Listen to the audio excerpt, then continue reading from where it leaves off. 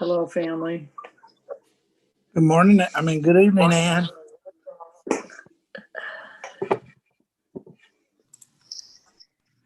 I'm not going to be able to stand for the Pledge of Allegiance because I'm trapped in my chair right now. I've got my iPad loaded up against something, and if I stand up, it's all going to go crashing down. So just know that. Yeah. My desktop's not working. I had to Zoom earlier today on my stupid phone.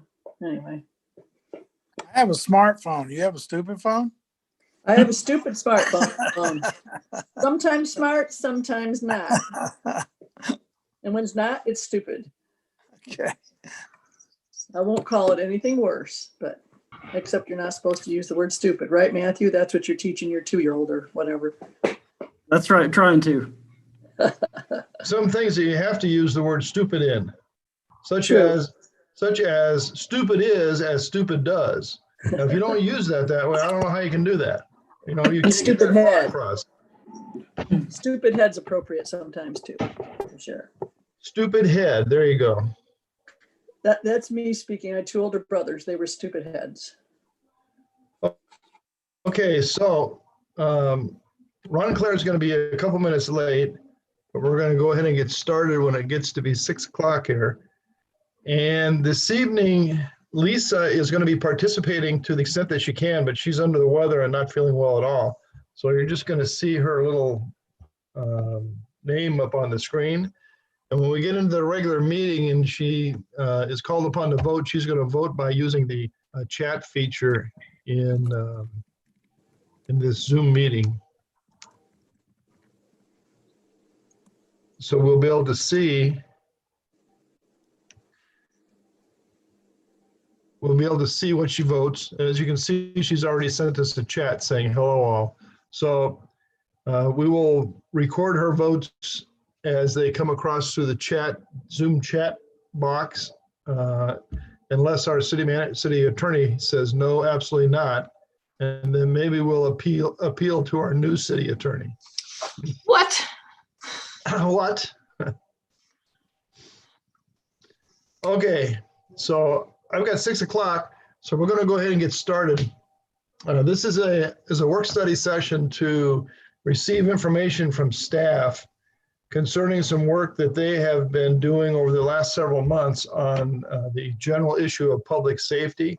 It includes trying to provide information that has been asked at different council meetings related to costs and contracts and how all this stuff is set up between the city and MCSO, as well as to talk about some of the things that staff has been working on related to policies and trying to, in a cost-effective manner, improve the public safety, within the park. So with that, I'm going to turn this over to Assistant City Manager Williams and let him run the show. Good evening, Mayor and Council. Good to see everybody. I do have a presentation tonight. I'm going to throw a lot of information at you. If you have questions, please feel free to ask as we go along, or we can certainly go back. And good to see everyone. One second.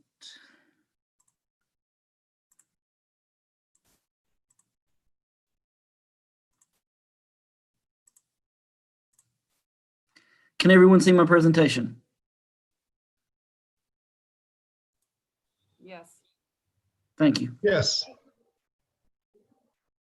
We're going to cover several different points tonight. We're going to talk about crime statistics, homelessness, the MCSO contract, sheriff's posse, and I think the vice mayor had some additional information he would like to discuss. Section 1 is crime patterns and homelessness. As you may know, most crimes in Litchfield Park are crimes of opportunity, thefts, front porch thefts, open garage doors, that kind of thing. I would like to thank Captain Broughton for sending me these numbers. These are the numbers for 2019. I used the whole year of 2019. Of course, 2020 is not completed yet. So on the left, you'll see calls for service with incident reports. Obviously, calls are reported enough for it to be written up. Vehicle crashes, 20% with no injuries. With injuries, 15%. Thefts, 12%. Welfare checks, 11%. Burglaries, 8%. I'm not going to go through all the numbers, but just to show you what most of the crime tops are in Litchfield Park. As you'll see, burglary, 2.8%. Burglary from vehicles, 8.6%. Again, most of the crimes here are crimes of opportunity. Can you guys see the whole screen? I'm seeing all the faces. 2019 top 20 on view. As you'll see, patrol vacation watch, 31%. Traffic violation, 30%. Just in those two numbers alone is almost 2/3 of that type. Again, just in patrol vacation watch and traffic violations. They go further down. There's several more than these, but as you see, the percentages get gradually smaller. So I did not include all those. But again, most of that time there is spent in those top 3 categories. I think that's important to understand. Again, crimes in Litchfield Park, again, are crimes of opportunity. They're not violent crimes. Again, they're usually open garage doors, et cetera, cars being unlocked, thefts from cars, that sort of thing. Again, crimes of opportunity. And that comes into as far as the type of police force we can use and how posse is good for those sort of crimes. Again, I'd certainly welcome any questions if there are any as I go along.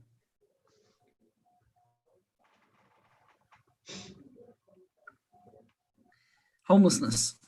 We've recently had a couple complaints about homelessness in the community. I would say back in the spring, me and Sonny were working on the census together, and we actually went out in the city very early in the morning and could not find any homeless people. You have to track homeless citizens for your census, and we couldn't find a single one. However, we do get a few complaints here and there. We are beginning to see what I would call a few overnight campers in city parks. Homeless people spend the night in the parks. Again, our city parks are closed from 10 p.m. to 6 a.m. daily. We have asked MCSO to warn them the first time to trespass them after that because, again, they are trespassing after hours because the parks are closed. The city manager had asked me if I would reach out to cities around us to see how they handle these issues. Most of the cities around us, they have what's called an urban camping ordinance, which means that they can't just camp out in the parks. There's other things you can do. You can make parks private. That's a little more complicated. However, the cities that have these urban camping ordinances, they're almost useless. There was a court decision a few years ago that said if you arrest a homeless person in the daytime using an urban camping ordinance, you can only arrest them if you have a shelter to send them to. You have to make sure there's shelter space available before you can remove them from city premises. So because of that, most cities don't even use that ordinance. Again, it's almost useless. Most of your bigger cities actually have what they call a homeless coordinator. That's a person in the police department. And what they do is go out and work with the homeless in the community, and they try to offer them services. Here's where shelters are, here's where this is, here's where that is, and try to help them any way they can. And they find that's pretty effective, having the homeless coordinators. Again, that's your bigger cities, obviously, that have those positions. And most of the cities, the person that does it, that's all they do. So obviously they would have a lot more homeless than we do, as again, we've just had a couple occurrences. I just want you to be aware how other cities deal with those issues.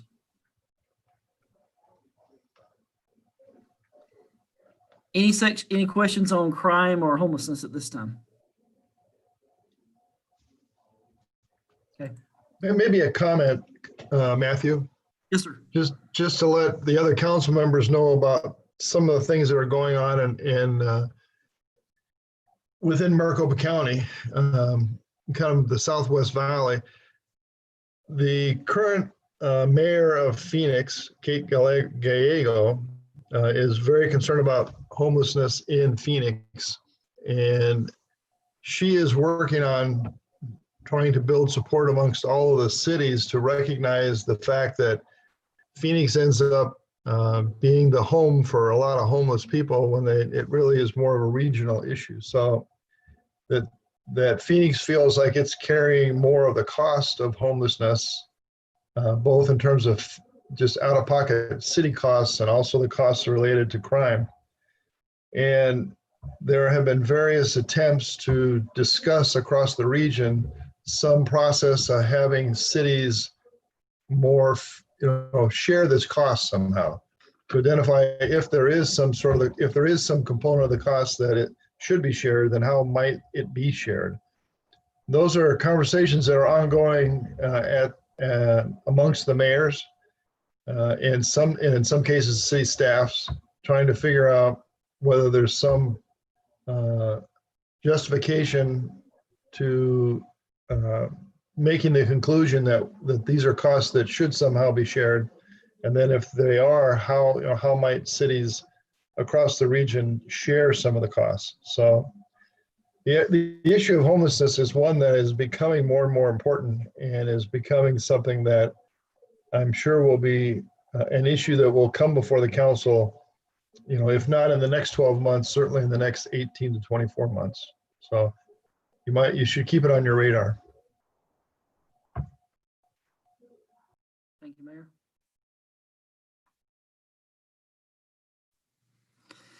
Moving on to MCSO contract. As you know, we're currently under contract with MCSO. We've been in that contract since July 2012. The contract had an initial term of 5 years and 5 automatic renewals. That contract does expire on June 30th, 2022. So we have about a year and a half left in that contract. If we choose to go otherwise, we have to let them know by April 15th. Again, notice of non-renewal by April 15th annually. The city is contracted for 3/4 of a beat. A beat provides, so I struggle with 3/4 beat. A beat provides an MCS officer 24/7, 365. At 3/4 of a beat, that equates to 4 officers. The contract also states that priority 1 calls will have an officer on scene within 5 minutes. If our criminal activity increases according to relevant crime data, police presence may be increased for 3 months or less at no additional cost. Longer periods, of course, would require a contract amendment because it'd be more work for MCSO. The FY21 contract cost us $920,419. That's up from $503,000 in FY 2013.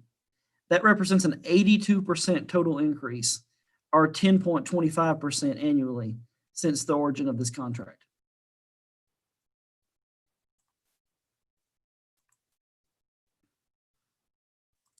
I know we've discussed a good bit about full beat versus 3/4 beat, so I want to compare those side by side where you can see that information. A 3/4 beat is 4 officers, full beat is 5.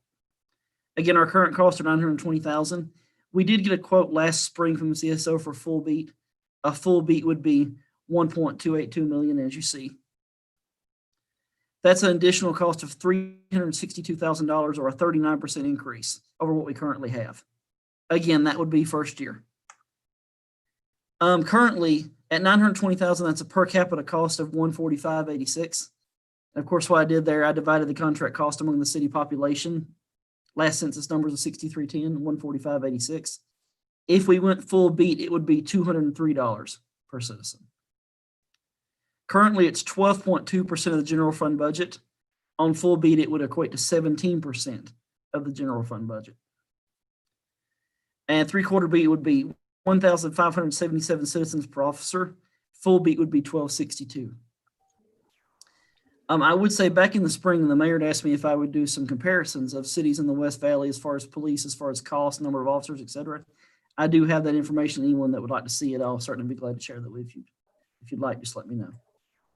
And let me just interject. One of the difficult aspects of trying to compare what we spend per citizen for our policing and how many officers there are per citizen as compared to other jurisdictions is it's very difficult to get a breakout for Glendale or Goodyear or Buckeye of only their patrol officers, which is what we're comparing here.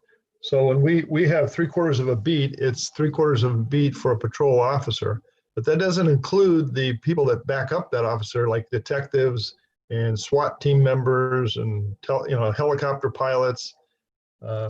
So it's hard to get the comparison one where we can make a comparison that it actually is comparing like to like or apples to apples. So we have some information, although the information you have to be very careful when you look at it so that you'll understand that it's not necessarily a direct comparison of what we have in Litchfield Park. That's correct. As the mayor said, so most of the cities, of course, have their own police forces. One that's very, very similar to us would be Youngtown. Youngtown is also contracted with MCSO. However, I requested their information, did not receive any. Population-wise, our closest comparison is Tolleson. However, Tolleson is very different daytime and nighttime. At nighttime, they're pretty much even money with us. But in daytime, they're 25,000.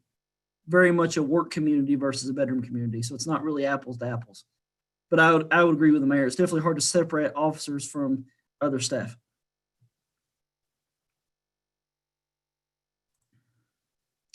Moving on to sheriff's posse. So I have a lot of information about our current posse, rebuilding our posse, and Sun City West posse. They are volunteers. All posse members are volunteers. They are background check and drug tested, no question. There's 3 levels of training. Level 1 is community partnership. They can't participate in police activities. Level 2 is community-based assistance. They can watch for garage doors, vacation watch, etc., non-law enforcement. Your top category is what's called QAPs. QAPs are qualified armed posse. They can provide limited law enforcement. If they're on duty, they are required to carry. Again, posse members have limited law enforcement authority. I will show you what they can do, what they cannot do. They can make an arrest, but only after being directed to do so by a deputy. They are not regular police officers, and that's important to understand. They are insured through MCSO and through workers' comp. Compensated employees cannot volunteer as posse members. So you can't be an MCSO officer in the daytime and work for posse at night, or volunteer for posse at night, if you'd like to word it that way. And all posse presence at events must be approved by sheriff's office. As far as cans and cannots, they can provide event security. I have met several times with Dave LaFawn. We've talked about rebuilding our posse. I'll get more into that going forward. He feels that with what we would consider a full posse, they could provide 40 hours weekly of community coverage. We could not currently do that. And also looking at the information that Captain Broughton sent us, most of our crimes, most of our peak periods are between from about 6 in the morning to about 4 to 6 in the afternoon. There's very little crime in the middle of the night, but it starts ramping up when people start going to work. Maybe that's when they go out and see packages are missing and their cars been broken into, who knows? But there's much more crime in the daytime than there is during nighttime hours. And the good thing about that is that's the easiest time to get volunteers for obvious reasons. They'd much rather be there at 8 a.m. than 2 a.m. Again, they can watch for crimes of opportunity, open doors, vacation watch, etc., non-criminal activities. They serve as a force multiplier in the community. They're out there in police cars. They're watching the community. People see that. That makes it, it's a huge impact. And it's a cheap impact. It's much cheaper than having regular officers. Again, additional coverage, as I've said. They cannot take the place of traditional police. They don't have the same authority, same power. They just can't. Again, they can only make an arrest, again, when directed to do so. And they cannot investigate violent crimes. They cannot issue citations. Again, but to an average person, they are an officer in a car because they don't know that that's a posse member, not a police officer in a vehicle. That's a distinction. But again, they can't issue citations. Someone can buy them speeding, and there's really nothing they can do about it other than call it into MCSO and say that this car was in this area. So again, they are limited what they can do. Just another comment maybe to the council so you can understand why we've spent so much time looking at the posse. One of the general ideas that has been discussed with staff over the last year or more is whether it makes sense for us meaning Litchfield Park, to take on the cost of having some sort of security / law enforcement presence in the community during certain hours as a more cost-effective way of increasing the presence than just adding another quarter of a beat. And if we're looking at spending $400,000 for the county, could we spend $100,000 in the city and be effective at times that we need the effort with something different from just adding an MCSO officer? So the problem with that is that whoever we add, if we want it to be effective, it really needs to be coordinated with the county. It needs to be able to have communication through radios and the internet, hopefully, so that it's kind of seamless. And if there's an issue, the individual that's out there and spots the issue has a way to directly get a hold of MCSO to get an officer who can do something to the scene as quickly as possible. So all that led us back to the posse, which used to be very active in Litchfield Park. We had a full posse, if you go back, 5, 6 years ago, we had a full component of a posse, and they were very active in terms of helping us do community policing. That changed under Sheriff Penzone because of he does not have as much philosophical support for having a posse. And so it's been a political process of trying to move him more to the point where he will allow the posses to exist and see their benefit to MCSO. So we went down the path trying to learn about posses. We got a lot of input from our county supervisor, Clint Hickman, who is very much in favor of posses in general and very much in favor of seeing us reconstitute the posse here in the park.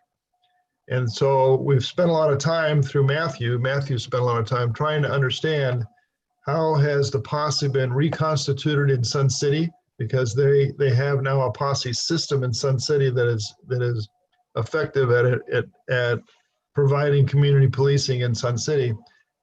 But their answer has been pretty complicated in terms of how they've done it. So this information is being brought to the council now so that you can think about it a little bit, because the way that we may or may not be able to do this in terms of using a posse concept to improve the presence of law enforcement in Litchfield Park, it's not a simple answer, but it's one that can be effective if we can be as successful as Sun City and Sun City West.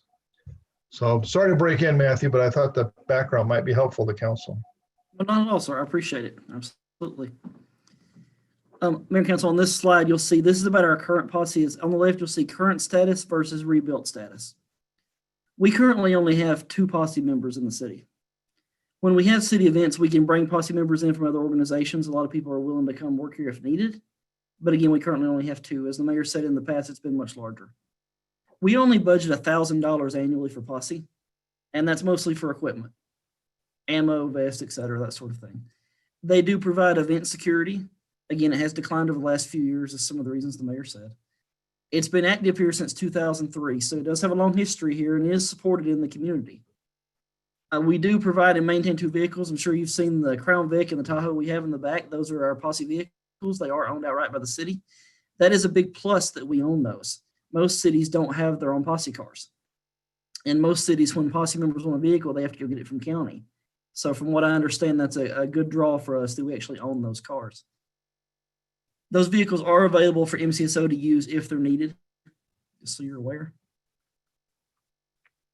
Just slide you guys over.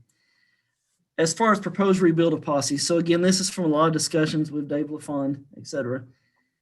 He feels that if he feels we could rebuild our posse with 10 to 12 members, he's actually been kind of feeling people out to see what's out there. He's already found an additional 2 more people that would like to sign up to be posse members in Litchfield Park. That would bring us to 4, a lot better than what we currently have with 2. So again, that's a nice increase. At 10 to 12 members, we could provide 40 hours per week coverage again during daytime. I've touched on the city cars. New equipment would cost $1320 for QAP. I'll always try to give you worst case scenario. $1320 is vest, uniform, everything they would need to bring a new QAP person on at our cost. Again, that's per person. Your whole posse would not be QAPs. They're not all going to be your top level people. Some will be intermediate, etc. But again, worst case scenario, if all 10 were QAPs, you'd be looking at a little over 13 grand to equip them. Annual cost, I would estimate it at approximately $12,500 for fuel and maintenance, because they're volunteers. Your biggest thing you're paying for really is gas, tires, maintenance of the cars. And of course, too, that all depends how much you're driving them, or how much they are driving them, I should say. At 12 posse members, you would eventually need more city police vehicles. Those are costing about 70 grand for a Tahoe. It depends which car you get. Explorers are cheaper. At 70, that's for the Tahoe and all police equipment that you need to go in the car. I did check it. My last town just purchased 2 new ones, so that's about what they're running, is about 70. We estimate 1 year to 18 months to rebuild the posse program. However, that's very contingent upon the last point. As the mayor said, it's extremely dependent on the support of the sheriff's office. It's all about certification. It's about getting guys to serve. If they're meeting the conditions, if we can get them certified, it's much easier to get them. If it takes longer, they lose interest, unfortunately, among other issues. So again, it's very dependent on the sheriff's office as far as One of the things that's happened over the last 4 years, and I don't want to say that it was done in a way that was designed to kill the posse, but the sheriff's office has essentially for a couple of years put a hold on doing any background checks for new posse members. So if you if you have normal turnover in the posse and you need to add members, you couldn't add a member because you couldn't get a background check run by the MCSO. And the background check was the very first step. And then after the background check, there were various things that MCSO had to do, including training. And so it essentially took the pipeline of posse members and it turned it into zero. So that's really one of the things that led to the fact that our posse has gone from 12 to 2, is that we couldn't do any replacements over the last 4 years because MCSO was not doing any background checks. And then once they did a background check, they wouldn't take it to the next step. That's starting to loosen up a little bit now. And so Penzone is at least allowing background checks and some of the initial things to happen, but it's a very slow process. So to the extent that council decides that we want to make this an emphasis, we're going to have to spend some political effort, both directly with Penzone and also through the county supervisor, to make sure that we get our potential new members through that process. Or we can push as much as we want against the rope, but the rope's not going to go anywhere because there's nobody pulling it at the other end. So that issue with support from the sheriff's office is actually really, really important. Thank you, Mayor. And that brings us to the Sun City West option. So Sun City West is very interesting in their program. I was very surprised to see how incredibly large their program is, and also that it's 100% donation based. Sun City, as you may know, is not incorporated whatsoever. It's not its own city. Police there is through Maricopa County, as it's in the county, but yet they have Sheriff's Posse and Sun City West Posse. And again, it's totally donation funded to the tune of $350,000 a year. Oh, that was very impressive. Again, they have two posse groups, Sun City West Posse and Sheriff's Posse. As I said, they're in county. Only Sheriff's Posse QAP can carry weapons, again, qualified armed personnel. Sun City West Posse cannot carry weapons because they're not QAPs. So that's a key distinction between Sun City West Posse and Sheriff's Posse. Sheriff's Posse can carry if they're QAPs. Sun City West Posse cannot.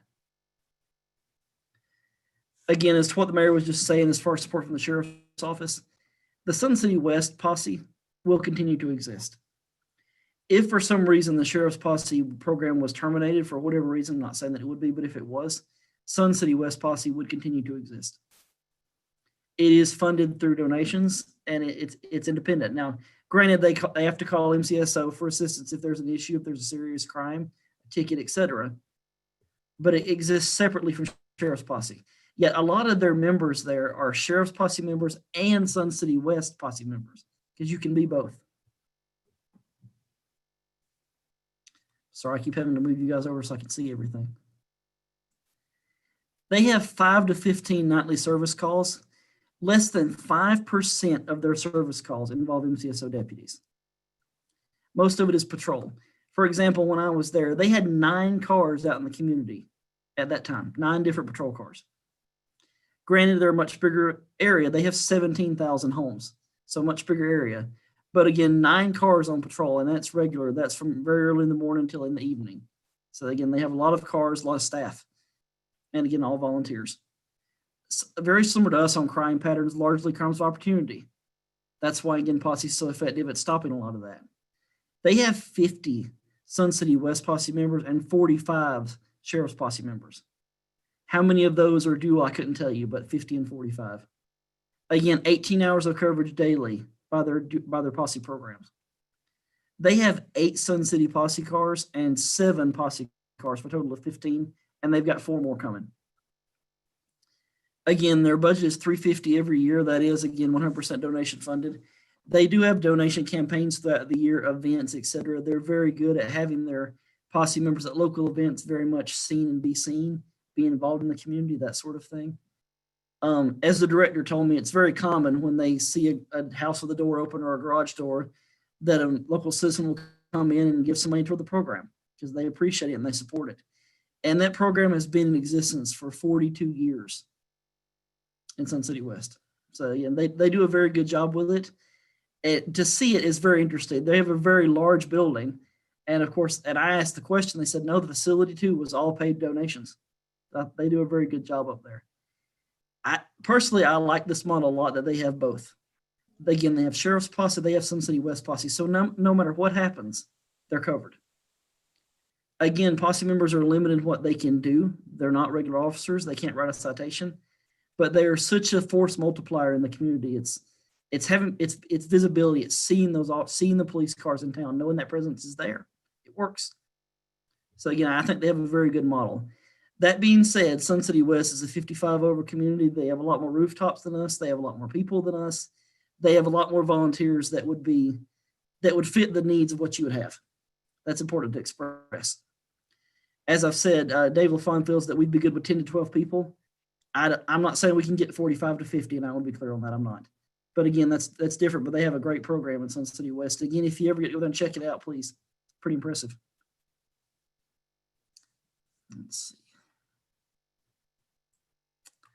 And that's all I had.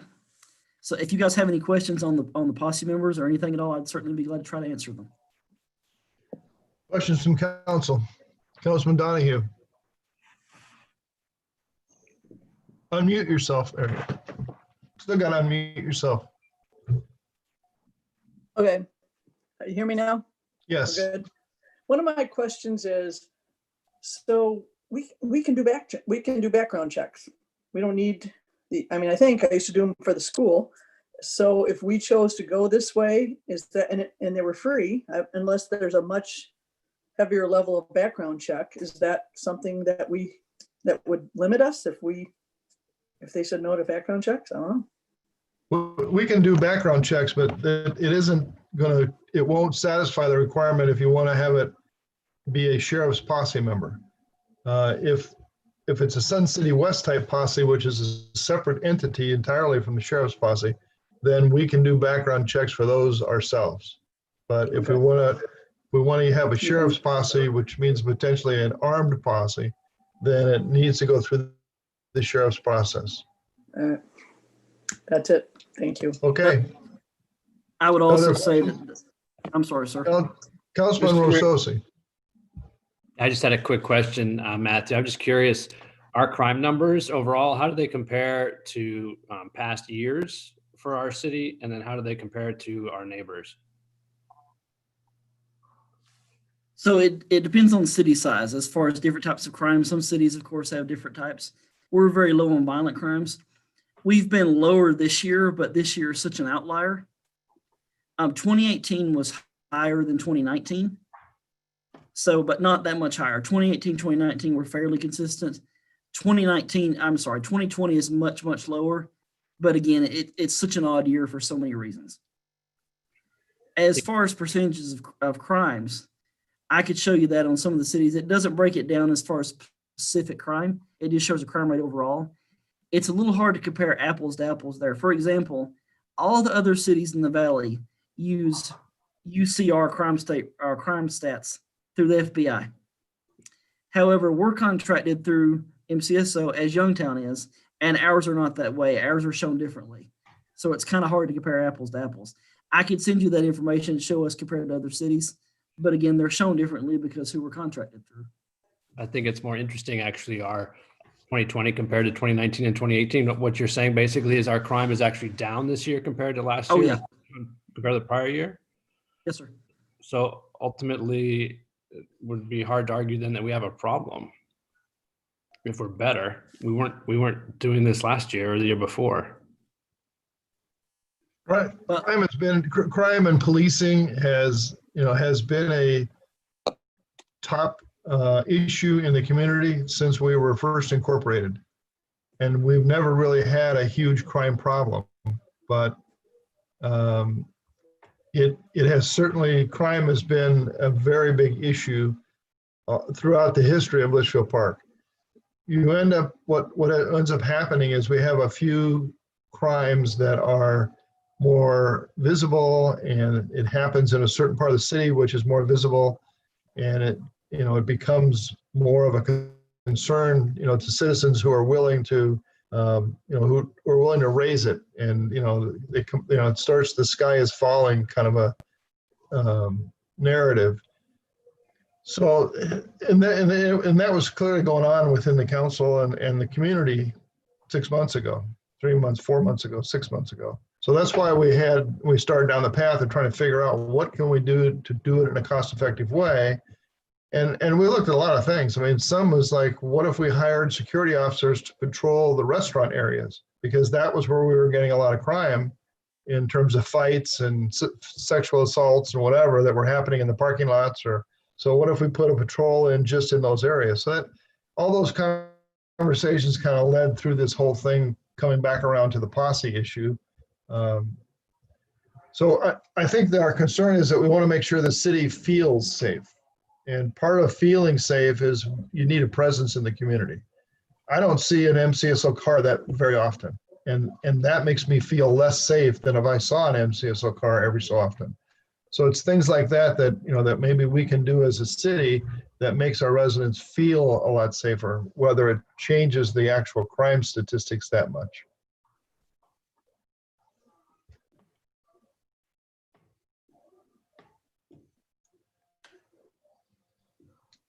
Councilman Donahue.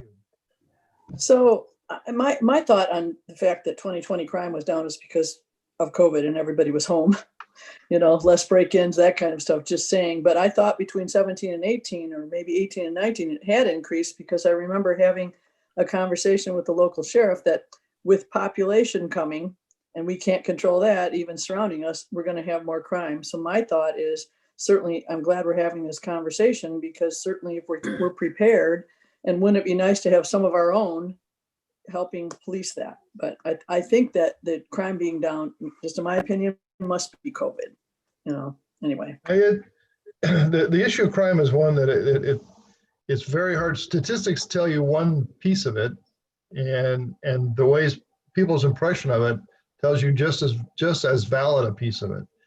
I can tell you that one of the things I look at every week is the report we get on crimes from the week prior. And it was normal to have 4 or 5 days a week in which there was no criminal activity. Today, it's normal to see 2 or 3, sometimes 4, but you don't see 5 or 6 of no criminal activity. So anecdotally, I would say that there's more criminal activity. The problem is that one of the things that's reported on that report as criminal activity are significant traffic accidents. So when you look through it, you have to filter some of that to see if, that the no criminal activity day that got taken away was because of a traffic accident or a traffic citation even. So it's a very difficult thing to really wrap your hands around, other than people's impressions. I mean, it's just, do you feel safe in your home? Well, and that was just to add on to what I was saying, the safety part versus the criminal part, because there's a lot of things that go on that people don't report. So for me, that's not feeling safe, but the criminal side's not being reported. So the safety part, I think, is hugely important, that we all feel safe. Anyway. Mr. Mayor, Claire. a couple of questions, and I know my history doesn't, these might sound stupid, but I just want to make sure I understand. So we're responsible for staffing the posse? The posse is a volunteer organization, so they staff themselves, and they manage themselves in terms of when they patrol and how many hours they put in. There's a whole process within the posse itself, and they have leaders that that are responsible for that. What the city does is support the posse with equipment, and so we buy things that are expendable type equipment. I think we buy things like ammunition so that they have bullets to shoot. We buy tasers, and we buy different kinds of equipment. We also have purchased the 2 cars, And so obviously we maintain those cars so that they're usable by the posse. So we provide support, but we don't really provide support in terms of the day-to-day management of the people or the people involved themselves. Okay, and then as far as exposure, if a posse member does something, does that fall back on the city or does that fall back on We have, MCO? we have insurance. There's lots of insurance. Between the city's insurance and county's insurance, we have insurance that will cover, those eventualities. Thank you, sir. Councilman Romack. Thank you, Mr. Mayor. I jotted down 3 little notes here. Ron took one of them with the insurance. There is a concern because there's quite a bit of liability that goes along with this. But the other thing is, I don't know how closely y'all read the sheriff's report, but there was one house that the sheriff went to 4 times. And I mean, that kind of stuff, it eschews everything. But once they settle down the issue, then all at once, that gets that comes off of the report. The other thing is one of the issues that we're going to be talking about in the next meeting are the cameras that we're talking about installing. Now, I would think that if we install the cameras and we take this 12 to 18 months to reconstitute the posse, I don't see how you could live in a safer place than a community like that. So that's my own opinion. I think it's a good opinion, Councilman Romack. They're all positive. They would be positive steps, all of them. Absolutely. Any other comments or questions? Mr. Vice Mayor. Thank you, Mayor. I got a few things I jotted down. One of those vehicles sitting out there, that the Tahoe, was actually acquired by the city pursuant to a grant from one of the Indian casinos. We didn't have to go out and buy that vehicle. It was given to us for use by the posse to attempt to step up police enforcement. I've supported the posse every budget year trying to get, the council's always given more money in the budget than the posse spends. If we have to do more to assist them with our staff, working with them to help them gain more members or whatever they need, I'm totally in favor of it. I would love to see those vehicles we've got sitting there, if nothing else, being driven around so that people knew we did have some kind of police. I mean, if you live in Litchfield Park, I can't remember the last time I saw, a police vehicle, unless it was going back and forth to City Hall or parked behind City Hall. Getting out into our neighborhoods, I don't think our citizens are seeing a lot. And there's been a lot of mention that there's a lot of crimes of opportunity. And there's a lot of things that actually make our citizens feel unsafe that are not making the police reports. There was a period of time a few weeks ago where people were going around and turning off people's main breakers to their houses and shutting all the power down in their houses at night, banging on garage doors loudly and running away at night. There's a lot of stuff like that happening, and maybe it's being done by people that are not going to be violent or malicious, but it's making our citizens feel unsafe. One of the things, and Mayor, I appreciate you adding what I wanted onto the agenda, the 4th item D there. We have, the whole idea is to get our presence out there and to get it seen more. Cameras, I think, will help tremendously. We have one or more employees that does code enforcement that drives around and I presume has a vehicle that says code enforcement on it, maybe, or says It does. Yeah. One of our little Explorer kind of things. Yeah. Is it possible, and I'm kind of thinking out loud, there was a comment that maybe none of our crimes happen at night, but I would bet you 10 to 1 they're being discovered first thing in the morning when people are going to work, and they are happening between midnight and 5 o'clock in the morning or so, when there's nobody out. Is it possible our code officer drives around looking for violations and then probably makes a list of a bunch of them and goes back and starts talking to people? Is it possible to have our code officer or have multiple code officers drive around during one of the hot times, between midnight and 5 o'clock? And I would expect that code officer to never get out of their car, but to be eyes and ears to see what's going on. If you see a half a dozen people walking around at 1 o'clock in the morning, kind of aimlessly, maybe you sit back, or maybe you make a phone call immediately to the sheriff's office and say, hey, there's something a little odd here. Can you show up and take a look? We just need, I think, the eyes and ears out there during these times when nobody's around to see what they're doing. And again, I think the cameras will help, but I still would like to see a physical presence of some kind in the city. And it is a very difficult data point to capture. If we could certainly afford to hire somebody to spend 6 hours a night driving around Litchfield Park and doing nothing else but driving around and noting what they see, and see if there was enough activity that they happen to come across to justify having them out there. But the trouble is that one car driving around even 3.5 square miles, it's like a needle in a haystack. It's a needle trying to find something in the haystack. I mean, it's pretty tough. It's a totally random situation. If they happen to be in the right spot at the right time to come across a group of people walking down the street, I mean, it is literally totally random.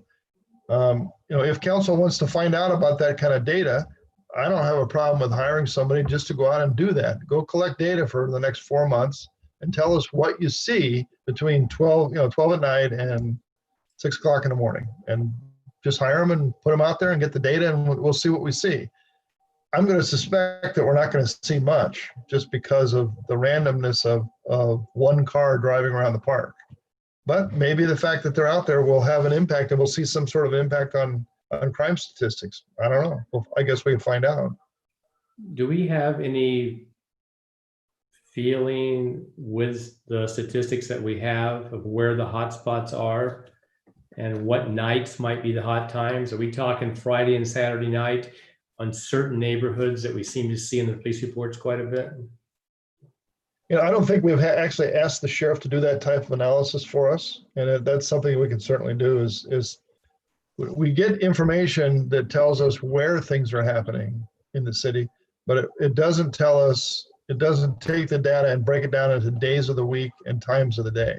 Yeah. And I'm sure that can be done. Again, and it may be something we'd have to have our own staff do, but if that's, that would be an interesting thing to see.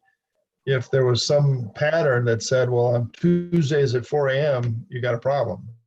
Yeah. Right now, I don't think we have that data, in that type of format where we can see that. We get maps that show various different activities with different colored dots. And then we get a police report that shows dates and what the activity is. And times. Unless something happened in a certain spot, you can't hook that police report with the dots on that map.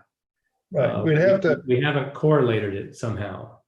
We would have to see if the sheriff can just do that. And if the sheriff can't do that, then we can design a program and do it ourselves. It's not, it's not a real complicated analysis to try to go through, and it's just time to capture the information and get, go back, we have to go back probably a year anyway to get enough of a base, and then start watching it going forward. Once we have the system, it probably wouldn't be that hard to fill it in. Another thing that will happen that we need to kind of watch out for, I guess, is if we get these cameras and we do something else, we'll have no idea which one's working. If we do one let it go a little while, and then add another one to it, maybe we can see a difference in the statistics.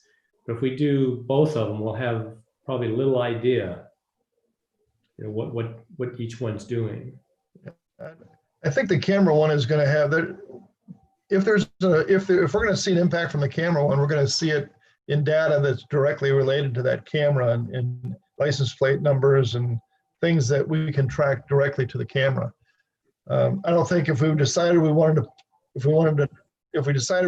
collect the, you know, go through and analyze our current data, that's not going to have any impact on that camera system.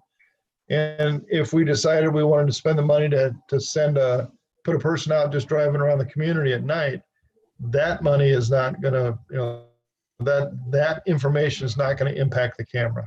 I mean, the camera is going to be that it's transmitted this information to MCSO, and MCSO has used it to, you know, to go arrest somebody. Well, I hope though the camera, the idea behind the camera is people will know it's there and not come here in the first place. So we'll have no data. That's, If we have no data, no that's crime, kind of the hope. it's all been a success. And Driving around does the same thing. Councilman Clare. You mentioned earlier, thank you, Mr. Mayor. You mentioned earlier that the sheriff's department under Penzone was not as friendly with the posse, excuse me, program. Has anyone reached out and found out a willingness to work with, if we reactivate the posse or increase our stature with the posse? Are they willing to do the work or create a good channels of communication with a reactivated posse? We haven't reached out directly to Penzone to talk to them about it. The Supervisor Hickman has reached out, you know, in different ways.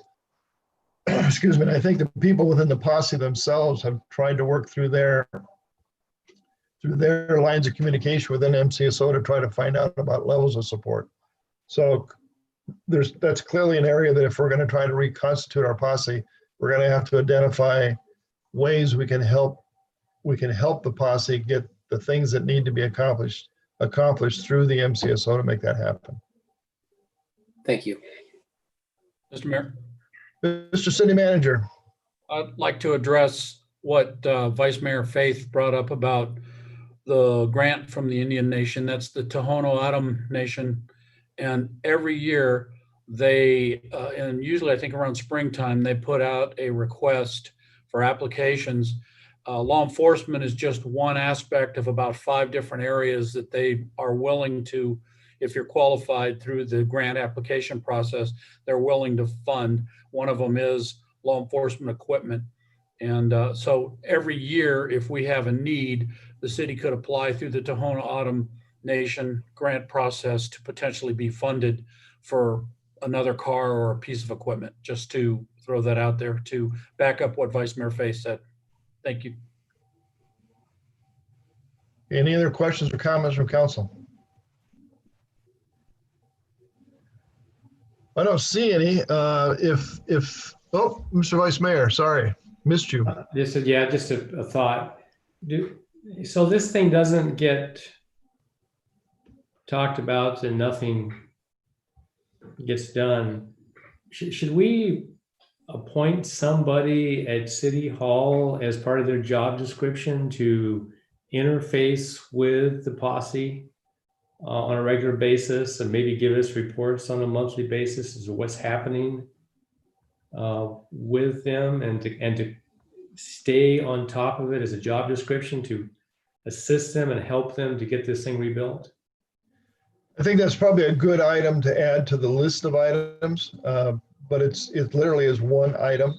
What I would suggest is we need to direct staff to go back and develop a plan to reconstitute the posse. What are the steps we're going to need to take, you know, including working with the Sheriff's Department, working with MCSO, working through the county supervisor.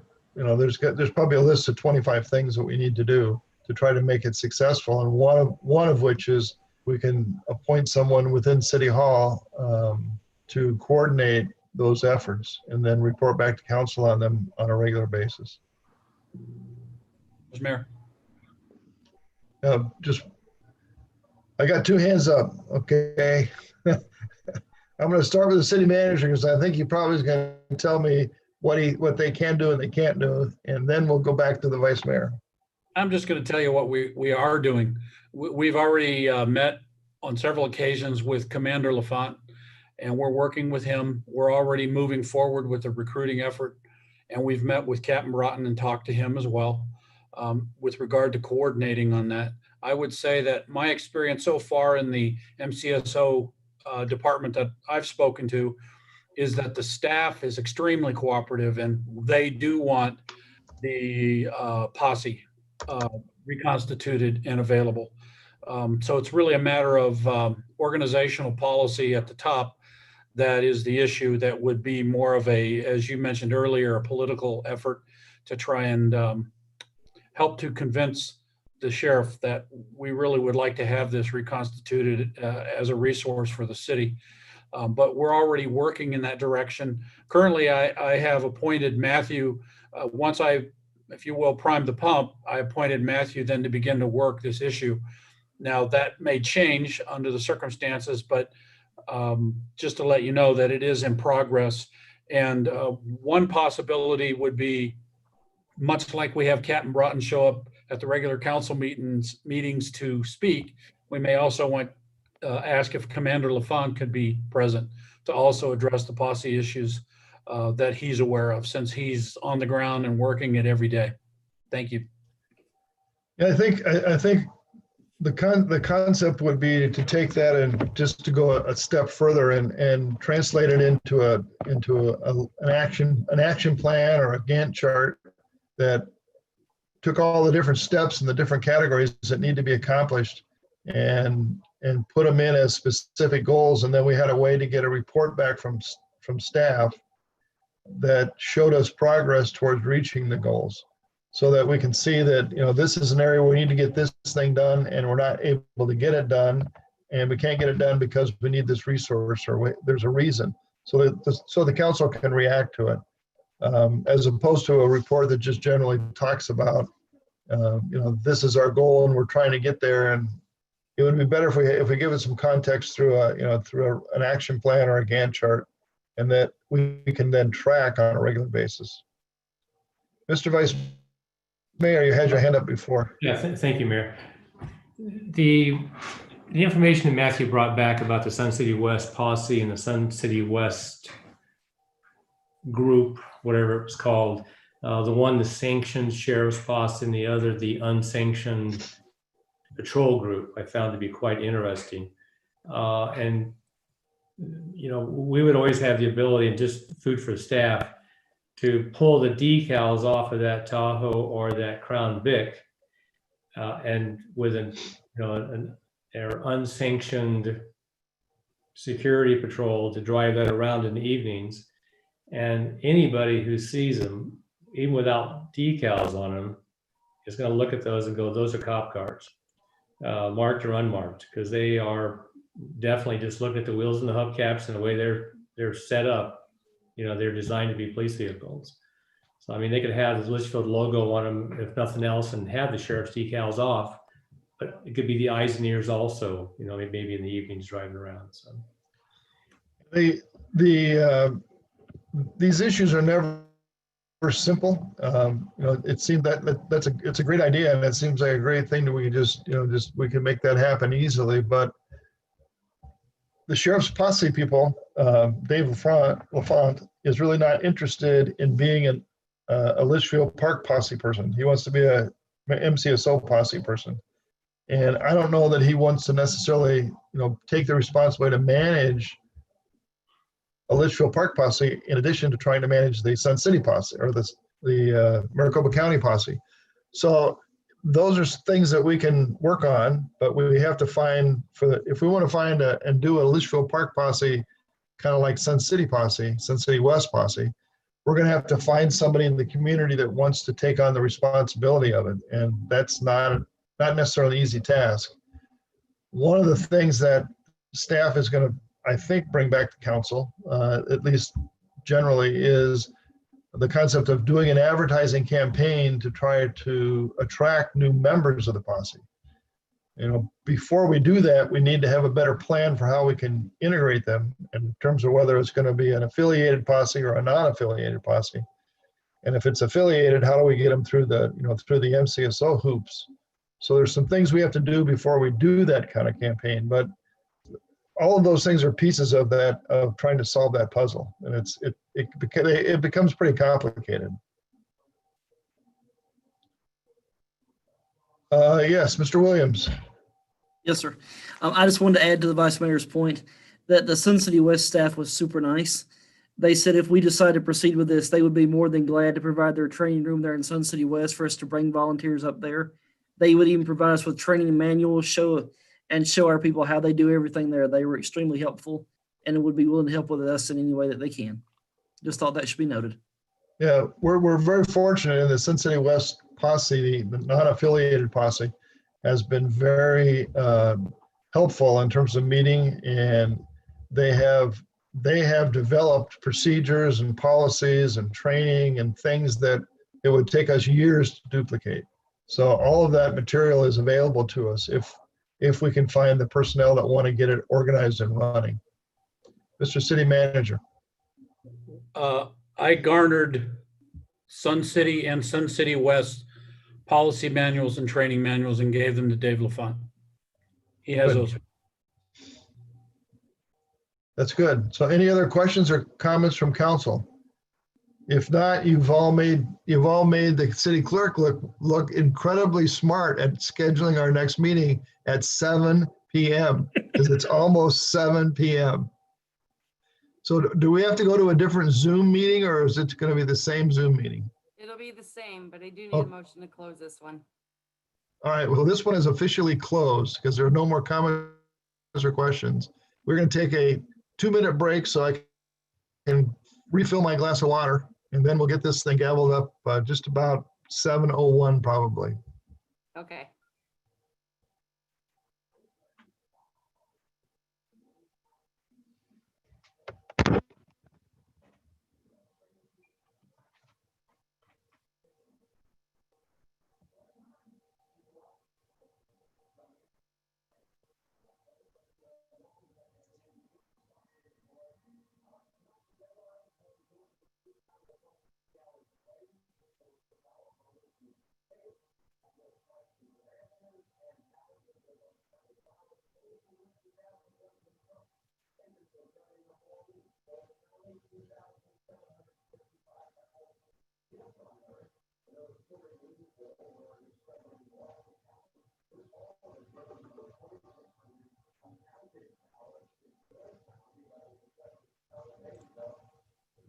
Hi, everyone. The work study session just ended, so the mayor will start the regular meeting in just a moment.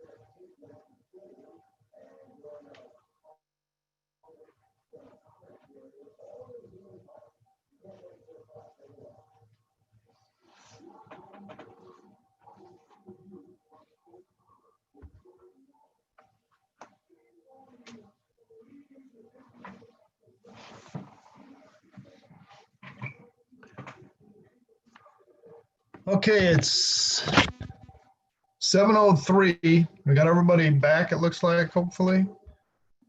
So we will call the regular meeting of the city council to order. Mr. Vice Mayor, would you like to do the Pledge of Allegiance today? Sure. Okay, All please rise, and where's the flag? the flag is right behind me. Okay. I pledge allegiance Aye, pledge allegiance to the flag to the of the flag United States of America, of the United States of America, and to the republic for which it for stands, which it stands, one nation, one nation, under under God, God, indivisible, With with liberty. liberty and justice for all. Thank you, Mr. Vice Mayor. All right. Brings us to our council member reports. Councilmember Rostosi, would you like to start? You have a report for us this evening? Nothing to report, sir. All righty, then we'll go to, let's see, who's the next on my screen? Councilman Donahue. Oh, let's see, what do I have to report? I actually been talking to Tricia and Richard about wrapping our palm trees for Christmas, so I'm actually working on that. I told them I would do something and I've been assigned, so we'll see if we can make it happen. If not, maybe next year. So that's all I've got. I'm a All right. volunteer. Good job. Councilman Clare. I last weekend went to the Arts Festival and just kind of wandered around and saw it. And it was actually good to see some activity on our streets and people being safe and responsible. Everybody seemed to be masked up, and it wasn't as full as normal, but it definitely felt good just to see some things, some semblance of normalcy with things going on. It's all good. Councilman Romack.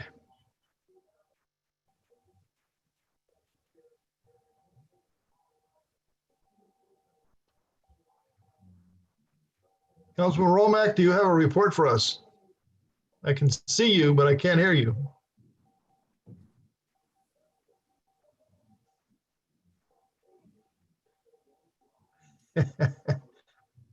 All right, thank you for your report, Councilman Romack. Who does that leave? We got, Mayor Watson is not going to have a report tonight. Looks like I've got everybody, but the vice mayor maybe. Well, thank you, Mayor. Two things. We didn't have our annual League of Cities and Towns conference this year in person. In those events, they usually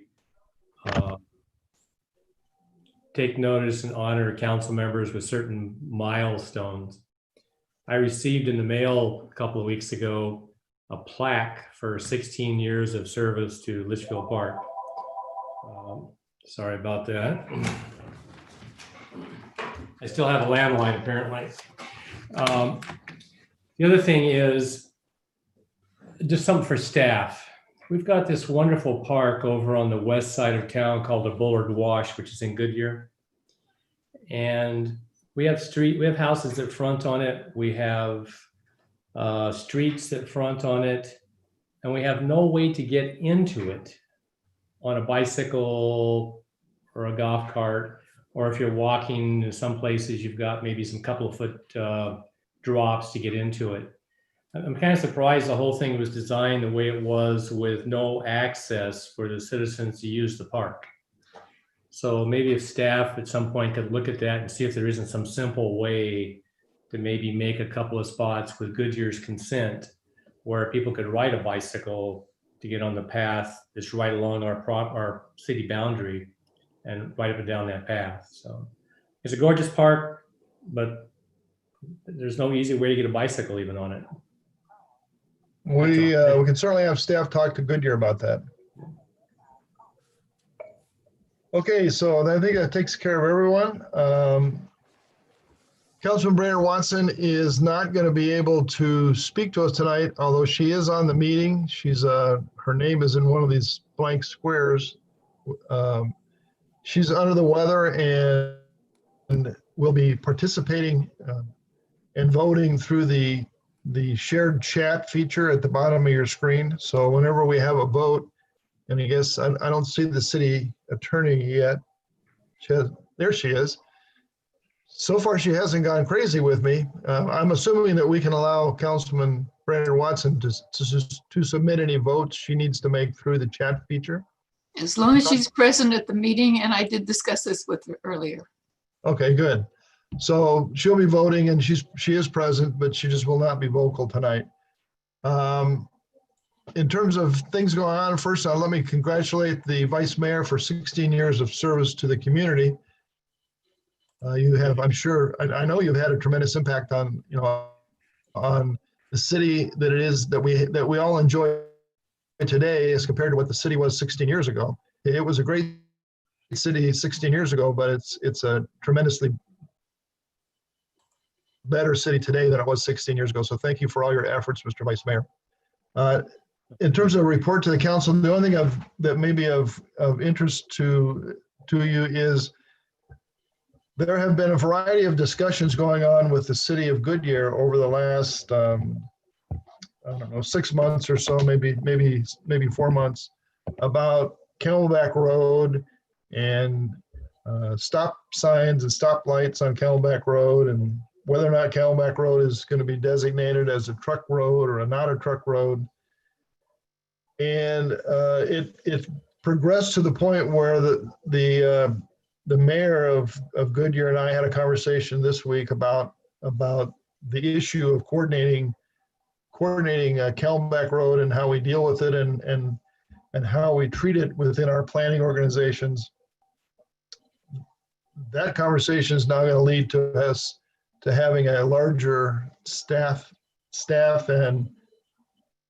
led by the mayor of both Goodyear and Litchfield to have more communications to try to make sure that staff is communicating in the proper way about Camelback Road, and that everybody understands each city has valid interests in how that road is designated and how transportation is accommodated on that road, and that each city recognizes the other's interest so that we go forward in a more coordinated manner. So that's probably one of the most important things that it's just going on locally that could have a very big impact on the city and its residents, could have a big impact on Rancho La Loma. I can see Paul's here tonight. We want to make sure that we keep Camelback Road in a way, in a condition for us that is consistent with our community and what our residents need. So with that, we will go on to this. Let's see. Before we go to the city manager, we're going to go to a report from the Heritage Center. And I can see we have Nancy here. I don't know if you'd like to have the Vice Mayor introduce you, Nancy. If so, I will turn it to the Vice Mayor first. We all know Nancy. Okay, so Nancy, you're up. Okay. Good evening, Mayor Shove, council, and staff. For those that don't know, my name is Nancy Schaefer, and I'm the president of the Litchfield Park Historical Society. I'm going to talk about the Heritage Center. I'll start out with talking about our capital campaign funding for the project. I'm sure, as you all recall, the goal is 3.5 million. That's the estimate right now. We're doing good. We currently have about 2.3 million in pledges and donations. And a couple of good points to tell all of you. Our pledges are coming in. So tomorrow night, Judy will be picking up the second of 3 installments on a $75,000 pledge from the Kiwanis. So we thank the Kiwanis. Also, we received a call today from Jim Boswell of Boswell Medical, and they had pledged $200,000, and the pledge was supposed to come in towards the end of 2021. However, they've decided that they would like to get the pledge in this year, so the check is virtually going to be in the mail sometime in the coming week. So we're really excited to have that 200,000 come in. The donation is to underwrite one of our main galleries. The title is yet to be determined, but Boswell has an extensive history in the area. And so I think one point that's going to be made as far as the title of the gallery is going to be that they did have a cotton gin at one time across from City Hall. So it will have some connection to that and the family. And then Orchid is in the process of creating, I think this would be about a tertiary list. We've got 2 levels so far. This will be the 3rd level. They're going to put together a list of hardscape items that we can use as fundraising items, such as concrete benches where one can have their name sandblasted in as a tribute or a memorial. We're also going to have a couple of smaller water features on the terraces. So we'll have a variety of those available. We should have that list in the next few weeks, and we'll be publishing it and sending it out to those that are interested. And it looks like we now have enough money for the Heritage Center for the building itself, as is currently estimated. So we just need help with the extensive infrastructure costs. So we're working on that, working with Orchid and Waltz to find out what the exact pricing is of each one of the items that are going to be included in that infrastructure. So any questions on that part? Questions from council? I don't see any. It was a great Okay. presentation. Moving on to talk about the project. We had, and we had a great group meeting with the city yesterday.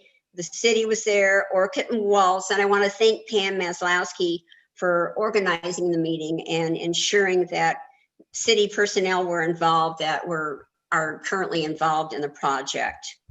We really appreciated their going through all the plans and reviewing everything. They had some great questions. They really brought up some points that I don't think our architect had really thought about yet.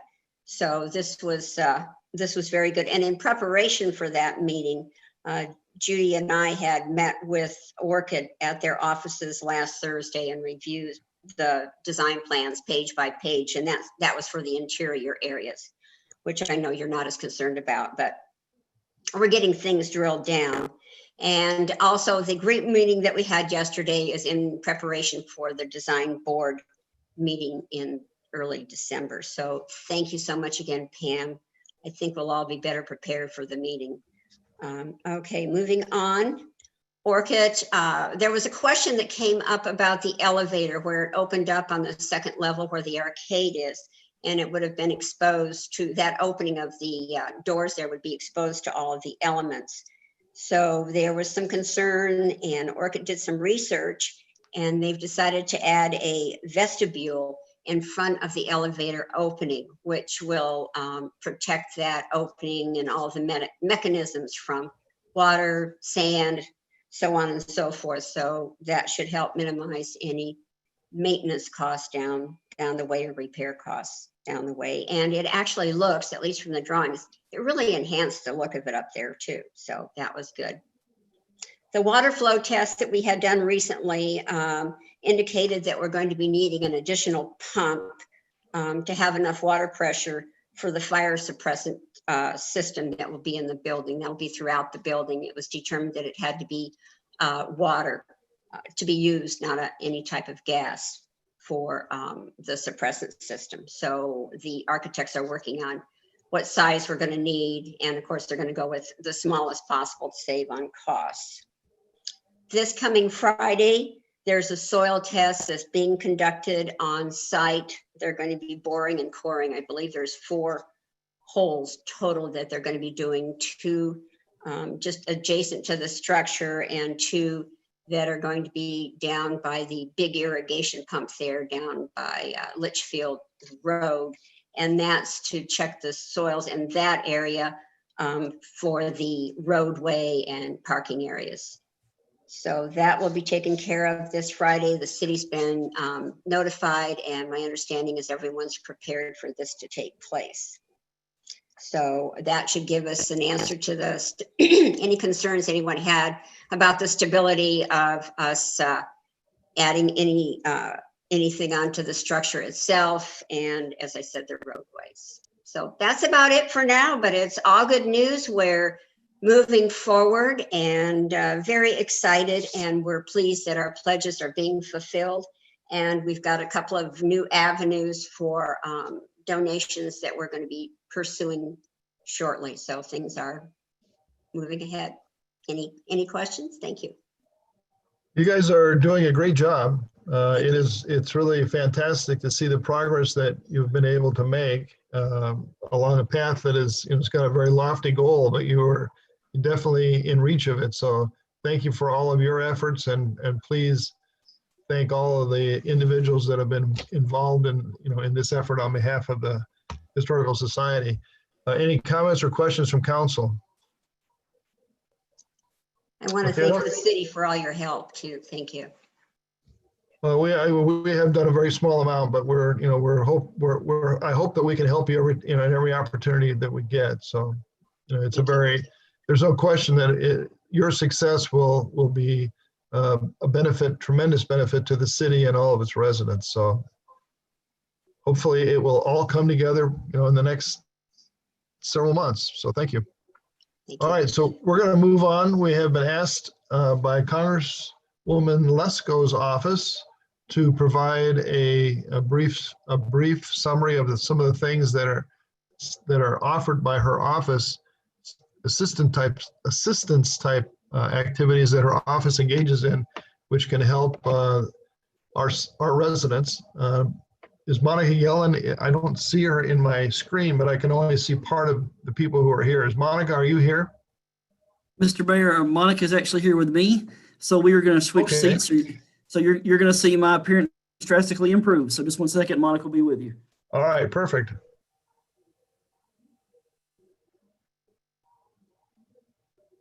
Afternoon, everyone. My name is Monica Yellen, and I work for the office of Congresswoman Debbie Lesko. It is a pleasure being with you, Mayor Skof and the City Council. So tonight I wanted to let you know that our office represents the District 8 of Arizona, and Litchfield Park belongs to this district. Anyone who resides in Litchfield Park or the district, any company, any church, any nonprofit, any constituent, any resident, any organization that needs help with any issues with federal agencies can come to our office and request help. These federal agencies can go all the way from IRS, Social Security, Veterans Administration, SBA, Department of State, Department of Treasury, anything that anyone needs and has an issue, they can contact our office. Besides providing services and guidance with federal agencies, we also can provide guidance with, if you have an issue with the state, we can tell you what to do. We can guide you in the right direction, even though we don't have jurisdiction with local governments or Maricopa County or the state agencies. We also provide programs that for students, for veterans. For example, if you know, or if you are a school principal or you know anyone that is a good student, we can give scholastic achievement certificates for good students. We have a great website that describes all the services that we provide. It's called lesko.house.gov. Again, lesko.house.gov. And at the end, I can provide my phone number and my website as well. So you can go on the website and look at anything that might be an interest to you. We also have an art competition in the spring every year. So students in Litchfield Park can submit pictures and painting, and then we can choose 3. And the number 1 goes to be in the capital of the United States in Washington, D.C. The second place goes to our office in D.C. and the third place will be in our office in Surprise, Arizona. Our office is located in Bell Road in the city of Surprise. And we have different, I have different coworkers that take care of all the issues, whether it's Social Security, as I mentioned. I take care of immigration matters. If you know of anyone that needs help with an immigration issue, I will be happy to assist with that.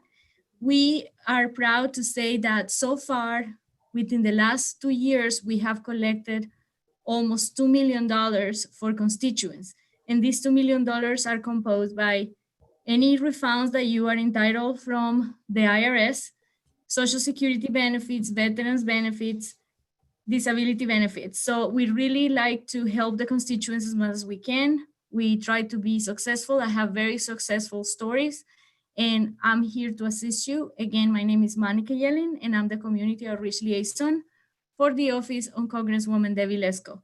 We have a lot more things that we do, but of course that will take me half an hour and I don't want to take more of your time, but I invite you to review our website, which is lesko.house.gov, and I will write this information on the chat. Thank you very much for your time.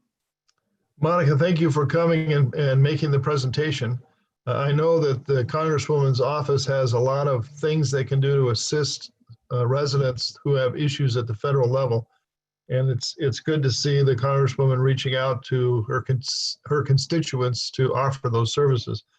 And I hope that she's feeling better. She is still in quarantine, correct? She's still in quarantine, and she has not, up until today, she hasn't had any symptoms that I know of unless something changed, but she was exposed to someone last week. But she's been taking care of herself and she's okay, she's healthy, and I thank you so much for asking. All right. Are there any questions or comments from council? Okay, I don't see any. Thank you very much for presenting. We appreciate you taking the time to come down and talk to us. Thanks. Thank you so much for your time. And just a brief reminder, if you know anyone that needs assistance in Spanish, I'm from Colombia and I'm fluent in that language. Thank you very much. Okay, thank you. Thank you. Okay, takes us to the next item on our agenda, which is a presentation to a very important and special person within our community, Mr. David Schwacke. He has given the city 17 years of service on our Recreation and Public Grounds Commission. We want to thank him for that. We've got a certificate of appreciation. If we were meeting in normal circumstance, we would have a nice plaque for you to come up and accept, and you'd have your picture taken with the mayor, and I know how special that is. And so I'm sorry that that's not possible tonight. Mr. Schwacke has been a very important part of our community for decades, and we appreciate his efforts on the RPG Commission, as well as his efforts in school nutrition through our elementary school, and his efforts in Kiwanis, and his efforts, and I could keep on listing to go on forever. So David, thank you for all of your contributions to our community, and thanks specifically for your time on the RPG. Mr. Mayor, can I just say something? Besides congratulations, maybe You certainly you want to can. be a posse. You have something to say, Yeah, Councilman can you Dodd? join the posse? Okay, so she wants you not to retire. She wants you to join the posse. Okay, any other comments or from the council? If not, we'll allow Mr. Schwacke a moment if he'd like to say something to us. The floor is yours, David. Mayor Shove, City Council, City staff, all of you guys. I just appreciate the opportunity you gave me to do community service. I'm not going anywhere. It's kind of like when I retired from the school. It seems I got busier. I keep thinking I have to go back to work in order to have some time off, but it's great to live in such a wonderful community. Reminds me of the community I grew up with. I see people every day when I'm out walking or store or whatever, and it's just good to be in a small town community, even though we live next to one of the bigger cities in the nation. But I appreciate again the time that I was allowed to serve on the city, the RepCom committee. And again, I'm not going anywhere. I've got some things planned. We're getting ready for this trout derby, we hope. But and again, if anybody has anything that I can help with or that the Kiwanis can help you with, we're excited about the donation we're making to the Historical Commission tomorrow night. And I guess that's it. I appreciate the certificate and the recognition. So thank you. David, Thank you, David. Okay, we're going to go on to our next presentation, and that is this is a very unusual time for us. So, you know, we're a small city and a small community, and we are blessed with having people who have served our community for many years. And you know, we got to say, you know, thank you to David Schwacke. Now we get to say hello to a new city attorney, which is, it's difficult for me even to get that out of my lips. It sticks, right kind of in the back of my throat where I don't really want to say it. But as everyone knows, our city attorney is going to retire. She will spend all of her waking hours traveling the globe and having little monkeys give her massages and whatever she does when she goes to these exotic places. But in the interim, she's going to introduce tonight our replacement city attorney for the firm of Gus Rosenfeld, Mr. Joe Estes, who's had a distinguished career, and we're looking forward to working with him. And I'm going to turn it over to Ms. Goodwin to introduce him, and so that everybody knows who he is. Well, thank you. I did ask the mayor if I could put this on the agendas because I didn't want Joe to just land and you wouldn't know him very well. We looked long and hard to find someone with the right experience level, the right personality, someone who knew how to work with councils, but that's not a skill that comes easily or naturally sometimes. So we found Joe, and Joe comes to us from the city of Yuma, where he was an assistant city attorney. And previously he was the city attorney for the city of Page. And you might be interested, and I did include this in the letter because I found this most interesting. He also served 5 years on a city council, the city of Maricopa. So he's been with us now about 3 weeks. He's been terrific. I can give him anything and it's done right. And so I know you will enjoy working with him. And maybe if I could just give him like 1 minute or 2 minutes to just tell you a little bit about himself and how much he's looking forward to working with Litchfield Park. All right, Joe, I guess you've got a few minutes if you'd like to say something to us. I want to give you the warning before you utter the first things or words to our city council, is that there are multiple attorneys in the room. So everything you say is subject to challenge. With that, please tell us whatever you'd like. Mayor Schoaf and members of the council, it'll just be a brief 45-minute presentation that I have for you about my work. You have to turn up your microphone. Or move closer to the mic. I'll move closer to my cheap Chinese laptop. It's a wonderful opportunity to be able to join Gus Rosenfeld and to be able to work with Susan, even if it's for a short period. She has some very large shoes to fill. She's, very, very well known and renowned throughout the state. So being able to step in and assist her in her transition as she gets ready to retire was huge opportunity, and I'm definitely looking forward to it. And as she mentioned, I do have some elected official experience. I served on the City of Maricopa City Council. I was appointed on the first Planning and Zoning Commission, and then was appointed to fill a vacancy, and then ran for election following that. So I feel some of the pain that you have as elected officials, and understand those issues very well.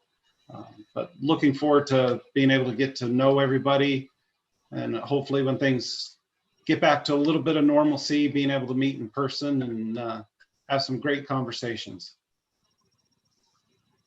Thank you, Joe.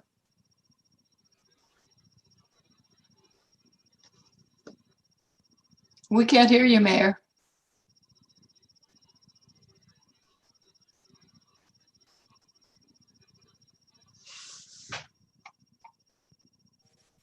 Is that better? Yeah, much.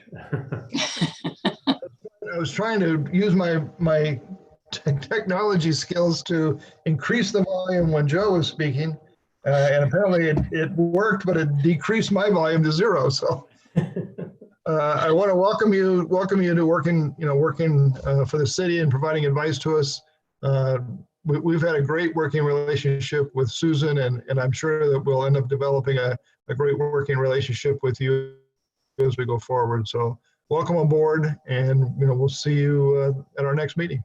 Any other comments or questions from the council? Okay, with that, thank you very much, Joe, and we'll continue with our business.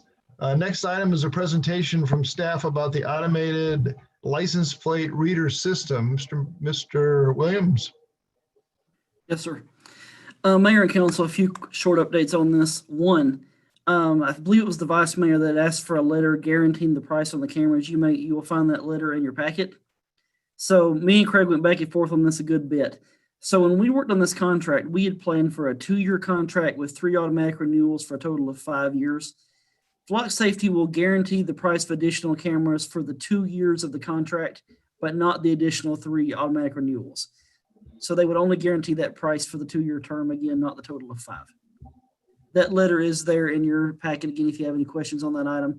Also, we do have Craig here. He is on the call with us tonight representing Flock Safety, if you have any more specific questions for him. As far as the MOU, you'll remember there were several prerequisites that council had for this camera system. One was that the MOU be in place between Flock Safety and MCSO. It's my understanding from talking with them that the Board of Supervisors is planning to vote on that MOU on December the 9th at their Board of Supervisors meeting. And also that MCSO does have a trial coming up on these cameras. I see that Captain Broughton's on the call, could certainly speak more about that than I could. As far as the locations goes, we're still working on that, and I would like to wait to bring you more information on that when I can give it to you one time, if that's okay with you guys.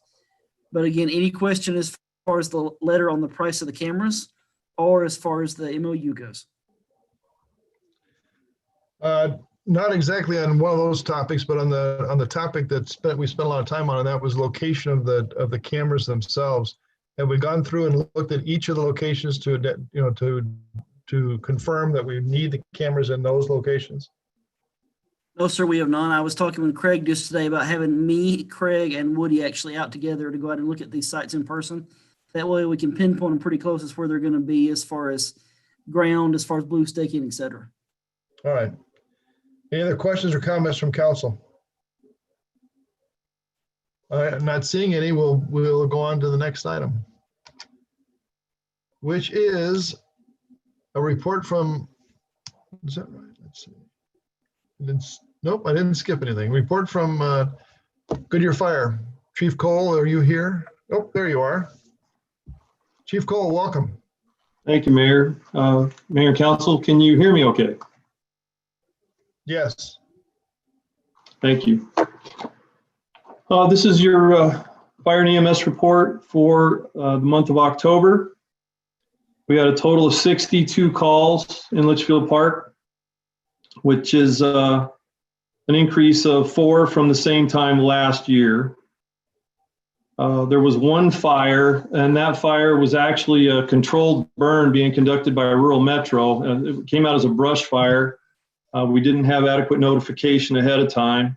Responded to it as if it was an uncontrolled brush fire. It turned out to be a controlled burn by a private corporation. 53 EMS calls, 1 hazardous call. That was a gas leak. It was just a residential service gas leak. And then a total of 7 of the mixture of calls for service, good intent, and false alarm calls. As far as trends go, actually, before I get to the trends, I looked through the EMS calls and pretty routine. We had a number, I think 5 or 6 car accidents. Most of those seem fairly minor and routine in nature. As far as the per capita calls for service, comparison of Litchfield Park and City of Goodyear, 11 incidents per 1,000 population for the month of October, as opposed to 9 per 1,000 for the City of Goodyear. In our fire prevention development services activity, we only had 3, 1 plan review, 1 construction permit, and then 1 occupancy inspection. I do have the breakdown, and it's in your packet, the breakdown of La Loma and Las Cruces calls. Be happy to talk about those at your discretion, Mr. Mayor. Okay, thank you for your report. Do we have any questions or comments from council? Don't see any.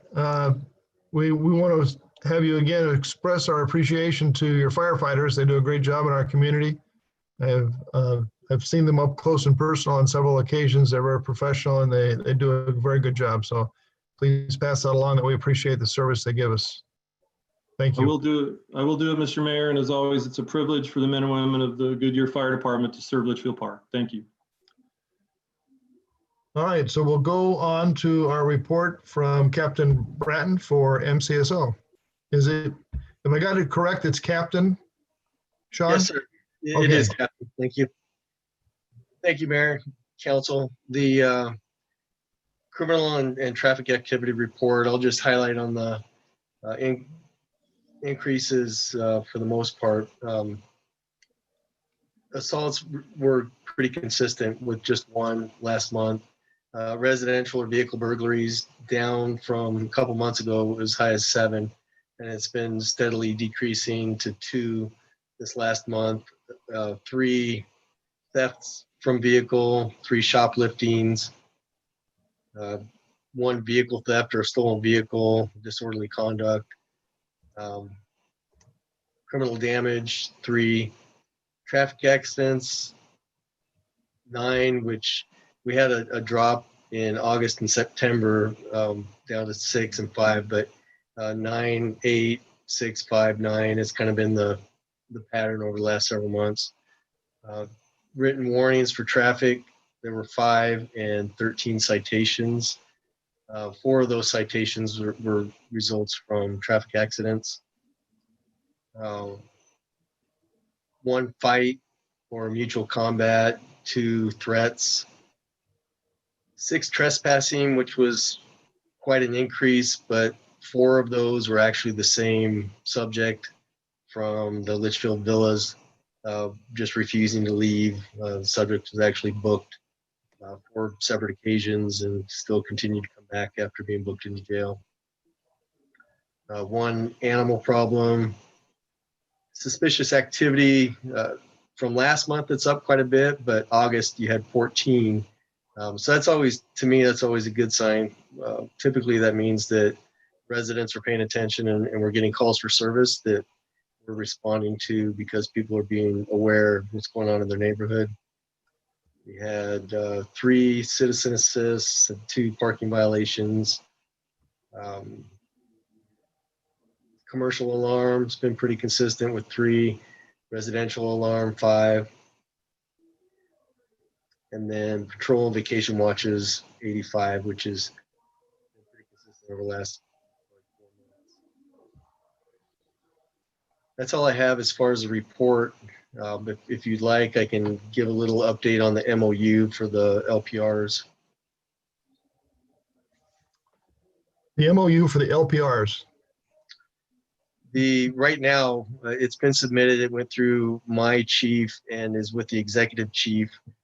And Suzanne Bear with the business office for the sheriff's office is anxiously awaiting that so that she can present it to our attorneys before it's submitted for the board.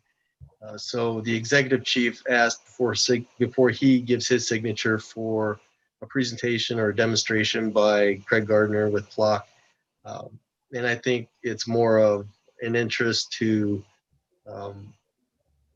allow the sheriff's office to also use Flock Safety as a sole source across all of Maricopa County for all of our areas of responsibility, more than just the MOU itself. But my understanding is also that we could actually get data from Litchfield Park. If you're holding off on having installations done just for the MOU, we, MCSO, could get the data if given direct permission from Litchfield Park. I just think it would be much more seamless if we do the MOU, and it would also give us access to all of Flock Safety for data across the county. I think we're very anxious to see that, that the MOU gets worked out between MCSO and the county and Flock. So if there's anything we can do to assist you in, in moving it through, particularly once it gets out of the MCSO process and it gets to the county supervisor's level, we're happy to do that. Okay, we will definitely keep you through Matthew, keep him updated at every step of the process. Suzanne and I have been tagging each other on the emails to tell each other where it's at in the process so that she can get it to the board as quickly as possible. Perfect. That sounds good. Questions or comments from council? I don't see any. So thank you for your service to our community. We appreciate all the things that MCSO does for us. We're happy when it's quiet and we don't see a lot of you and we don't hear the helicopter, but we also feel safer when we do hear the helicopter, which happened just a week or so ago. So thank you for your service and let you guys know that we appreciate it. Thank you, sir. Okay, takes us to our finance report. I think we have Paige Peterson here. Yep, there she is. Good evening. Yep, good evening, Mayor and Council. Tonight I have for you the October financial report. And if you noticed in your packet, I have to apologize. There were 2 attachments and those attachments are the same document.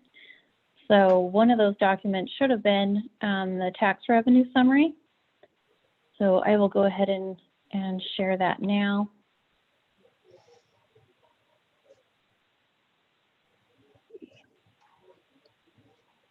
Okay, are you able to see that?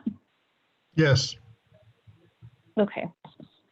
So we'll go ahead and just get started with the sales tax first before we jump into everything else. And you'll see we had another, October was another good month. One change I did make based off of last month's meeting is I separated out the online sales tax from the retail sales tax. So without online sales, just the retail alone was up 30%. And then on the online sales, if you remember, last November was the first year we started collecting online sales tax. So we don't have any year-over-year comparisons just yet, but next month we'll start to see that. But cumulatively through the year, the online sales tax has collected $133,000. Restaurants and bars, unfortunately, they were down last month, about 6%. That's not a surprise with restaurants having to have limited capacity due to COVID. But all the other categories are up. So in total, sales tax without construction is up 26%. And then construction sales tax is up 2%. So the net with those two together, we're up 22%. So year over year, I mean. And then total, we're up 27% over last year. And this is just a graph so you can see how sales tax has been performing. And if you don't have any questions, I'll jump over to the full financial report. Any questions from the council? Don't see any.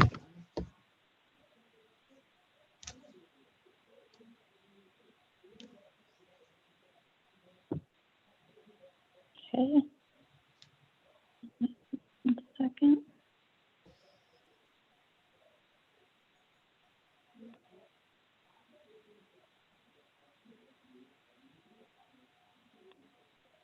I have to stop sharing and re-sharing, and I need to find that screen again.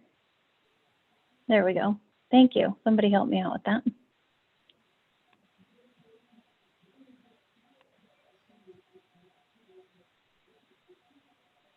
Okay, are you able to see the financial report here? Yes. Okay, so through October, we are at 33% of the year. If you look at our grand total revenues, they're at 34%. So the net, we're still 1% over budget. One thing I did want to point out is our one-time intergovernmental revenue is at 42%, and it's going to stay that way throughout the whole year. This is the Arizona CARES Act payment. And there was information that we received after the budget was done. So 100% of it was budgeted in fiscal year 21, but over 400,000 was actually applied to fiscal year 20. So this just under 308,000 is all we'll see this year. So that skews the budget number a little bit, but the net effect is the same because we started out the year with a higher fund balance. So same effect, is just crossing over 2 fiscal years. You don't see the whole picture sometimes. Our other revenues are performing as expected. State shared is doing well. Licenses and permits are where we anticipated them to be. And then our expenses total, we're at 26% of our total budget. So departments are doing well. Most are under 33%. We just have 2, city manager and council commissioner, over, but that's due to some one-time upfront costs. So everybody is doing spending right where they should be. Construction sales tax, we put into this one-time revenue category, and we haven't spent any of that one-time revenue yet. So the net change in the general fund balance is just under 1.9 million. So ending as of October 31st is 14.4 million.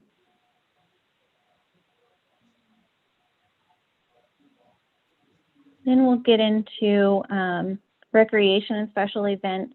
This is obviously just a tough year for that group, not being able to have the normal recreation and event services. And then our special revenue funds, the highway user revenue, or HERF fund, it's right on target at 33%.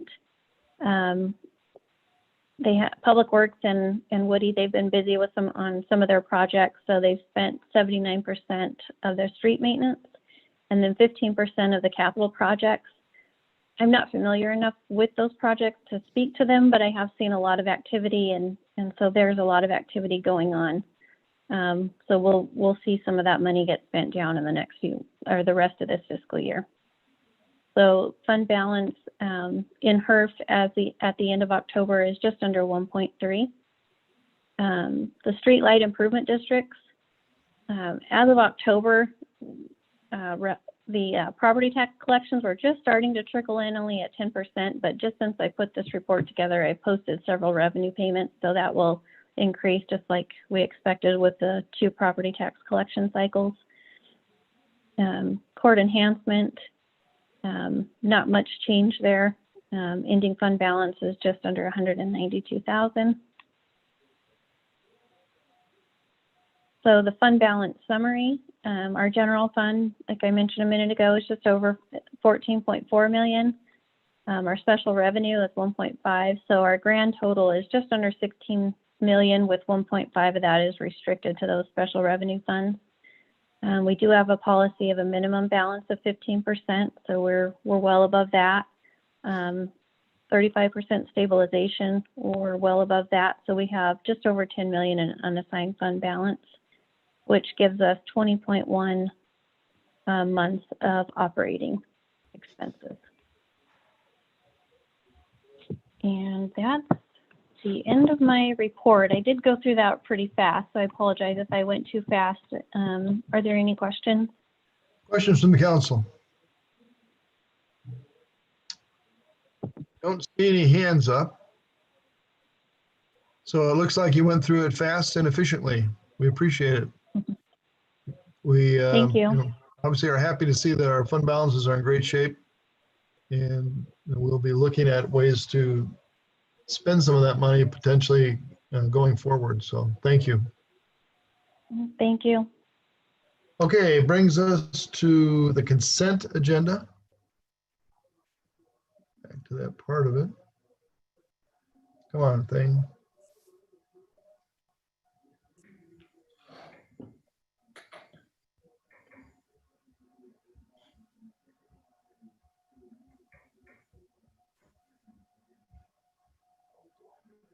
Okay, we have consent agenda items 7A and B. Is there any member of council who would like to take either of those two consent items off the consent agenda? Mr. Vice Mayor. I just don't want to take it off. I just want a correction.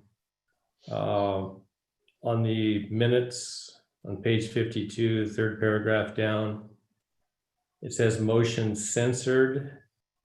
That should start with an S, not a C. We're talking about those cameras. It's the wrong censored that's in there. Okay, we will correct that. Anything else, Mr. Vice Mayor? No. And nothing from anyone else? All right, is there a motion to adopt the consent items 7A and B as presented? So moved. Is there a second? Second from Councilman Clare. All those in favor, please say aye. Aye. Any opposed? All right, consent agenda is adopted with the correction noted by the Vice Mayor before we voted. So the first item, business item 8A, we have the rec center pool deck resurfacing. Richard here? Yes, I'm here. Can you hear me? Yes. All right. Good evening, Mayor, Vice Mayor, Council. What we have here is a motion to, or move to approve the flex ground to reseal and repaint the pool deck. So back in FY 15-16, the Recreation Center pool deck had its first installation of the Cool Flex surfacing provided by Flex Ground.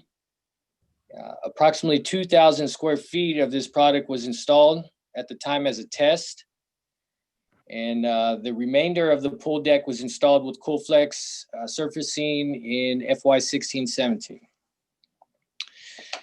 So in an effort to prolong the life of the existing pool deck, Flex Ground recommends resealing the deck 5 years after the first installation to help prevent water damage and pitting of the pool deck. Let's see, there is a portion of the deck that was installed in the FY 15-16. These are high traffic areas, and let's see, or they see heavy foot traffic and water splash out during the season and are showing signs of pitting.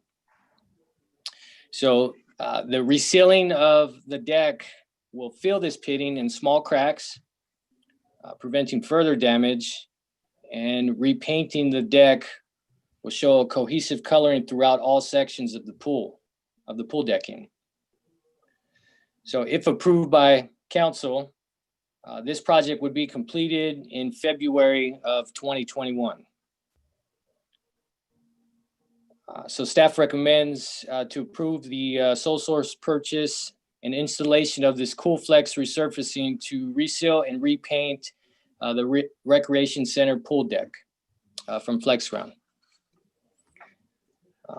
Financial impact on this, Flex Ground has provided a quote of $21,533.42. And this will not exceed the budgeted amount of $24,000.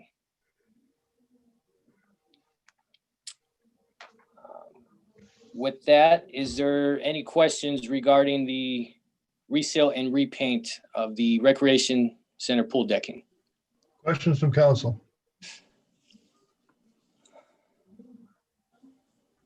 Don't see any. Is there a motion to approve the repairs to the cool decking at the rec center pool in an amount not to exceed $24,000? So moved. Second. Okay, moved by Councilman Rostosi, seconded by Council Donahue. Any further discussion? All those in favor, please say aye. Aye. Aye. Any opposed? Okay, the motion is adopted. So we'll go on to item number B, award for the perimeter wall phase 5. Mr. Scout. Thank you, Mayor. As you know, we've been working on this project for the last several months and finished the plans, went out for bids, and this is the wall segment that would be replaced from the cart path underpass up to Bird Lane. We advertised it in October, open bids on November 5th. We had 3 contractors show up for our pre-bid meeting, but none of them submitted a bid. So we opened bids on November 5th, and we had received 1 bid from Straight Arrow Contracting. I checked their references, and they're all good. But their bid exceeds the amount budgeted for the project by about $300,000. I talked to Straight Arrow to see if I could get them to reduce their bid amount, with no luck. And also talked to the other contractors who had attended our pre-bid meeting.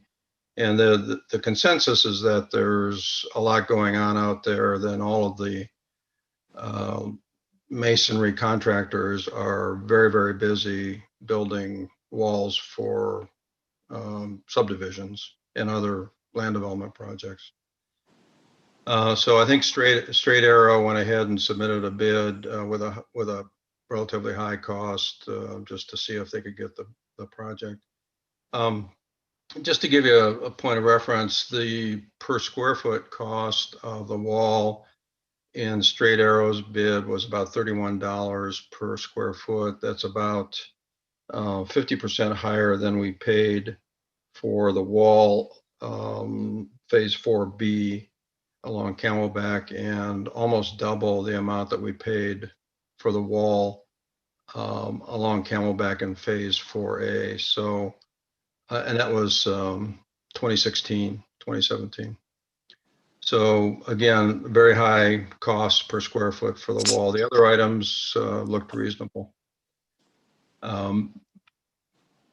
We've already spent about $68,000 on preparing the plans and for lead and asbestos testing, and we'll need to spend about $5,000 during construction for inspection services. One thing I want to note is that the bid, we do this regularly on capital projects, is that we include an allowance for additional work. So if something comes up, we can deal with it right then and there. We don't have to wait and come back to the council for a change order. So on this particular bid, there's a $75,000 allowance, which likely will not be spent, but we never know because things come up during construction. So having said all of that, I'll also mention that as an alternative to awarding this bid, we could re-advertise the project and go back out for bids. But who knows what will happen? We may not get any bids the next time. That's all I have, Mayor. Did you talk to any of the three other bidders that we had come to the meeting about why they did not submit a bid? One of them, yes, I did. One of them said that once they got into the plans, they realized that it wasn't really in their bailiwick.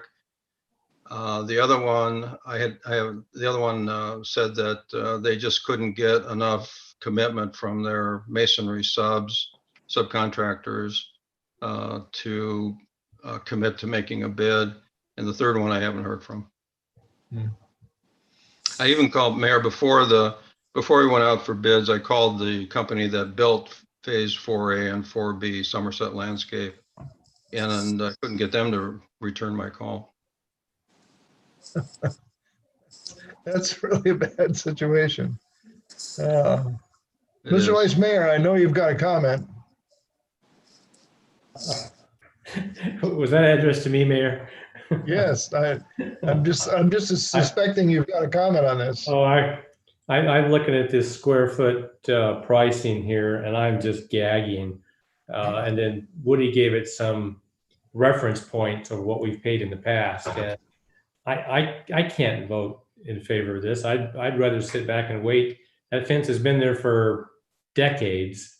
We might wait 3 or 4 or 5 months, and those prices may come back down into reason. I can't imagine if they're going to go up, and they're going to go up much more. I struggle with, my math was $36 a square foot.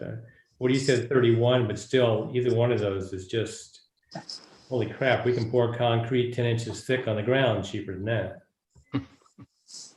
So Woody, how much are we going to spend if we elect to postpone awarding this and rebid it? If we wait 2 or 3 months, 4 months? Mayor, there actually won't be any cost. The plans are complete, so we just would have to wait and then rebid it. But there might be, a few bucks for advertising costs, but nothing. No significant costs if we want to just rebid it. Right. All right. And Mr. Vice Mayor, would you like to make a motion? I had a question for Woody. Woody, the bids, the 3 that showed up and the bid you've got, none of them are from masonry contractors. They're all from generals that are going to sub it out to masonry contractors? Okay, so the 3 that showed interest initially, one was more of a vertical builder. And that's the one that said, once they started looking at the plans, they decided it wasn't for them. One of them is a general contractor who would sub it out to subcontractors, masonry subcontractors. The other one I didn't hear from, a Straight Arrow, who did submit a bid, has a general contractor's license and a masonry contractor's license. So they would be doing the work through a sub, which appears to be owned by the same people who own Straight Arrow Contracting. Any other comments? Any other comments from council? Bids. Did you make a motion, Mr. Vice Mayor? Yeah, I motion that we reject the bid and talk with staff about going back out to rebid it at some point. I second that. Was that Councilman Clare? Yes, sir. Okay. Any discussion by council? Any thoughts? All right, seeing none, all those in favor of the motion to reject the bid, please signify by saying aye. Aye. Any opposed? All right, so the bid is rejected, and I don't want it to go forever though, staff. It needs to go back out to bid maybe in 4 or 5 months. We'll take a look at how things look. All right. Understood. Thank you, Mayor. Okay, so next item of business is the agreement for on-call engineering and surveying services. Mr. Scouten. Thank you, Mr. Mayor. This item and the next item are contracts for on-call engineering services for 2 firms, one called Intellis and the other called Rick Engineering. The reason I asked the city manager to take this approach is to give us a couple of different options for completion of especially smaller projects that we might not be able to get completed in a timely fashion working with EPS Group. So if EPS is very busy and they can't get on a project within a reasonable period of time, this gives us an option to go to one of these 2 firms and see if we can have them do the project timely. There's no guarantee of any work under these contracts. They basically sit there until we need them, and we can then work with these other firms as needed.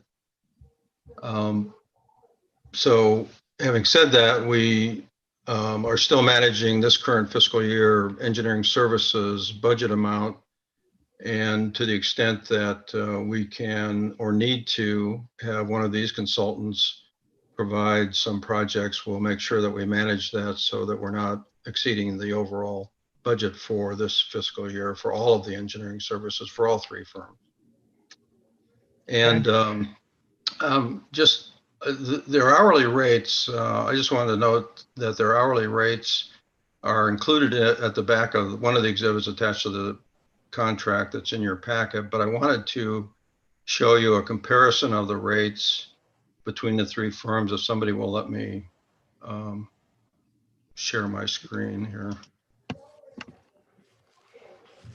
That's beyond my capability, so maybe Marissa can do that. No, Marissa? What do you Okay. have to share Hello, your screen Terry. yourself? Yeah, he has to do it on his own. Go down to the bottom and click share screen. Yeah, but I'm not seeing. Oh, okay, there it is. Next to the chat box option.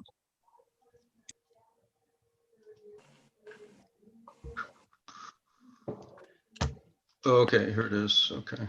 So share, and then I have to switch it over to this. Okay, so can you see that? Can't see it. We see it. There you go. There you go. So this is a comparison of the hourly rates for all three firms. The first column is EPS Group, which is under our current contract with them. Those rates are about 6 years old, 7 years old. And then next column is Rick Engineering and then Intellis. So you can see that, especially in the higher professional categories, the Rick Engineering and Intellis have significantly higher rates. And then when you get down into the middle levels, they're a lot more comparable with EPS. So I wanted to put this up here just so that you would be aware of the hourly rate comparison, and to tell you that I will continue to utilize EPS Group as much as possible to keep our costs under control. But as I said, if they're unable to jump on a project that we need quickly, then we'll use one of the other two firms. Okay, any comments or questions from council?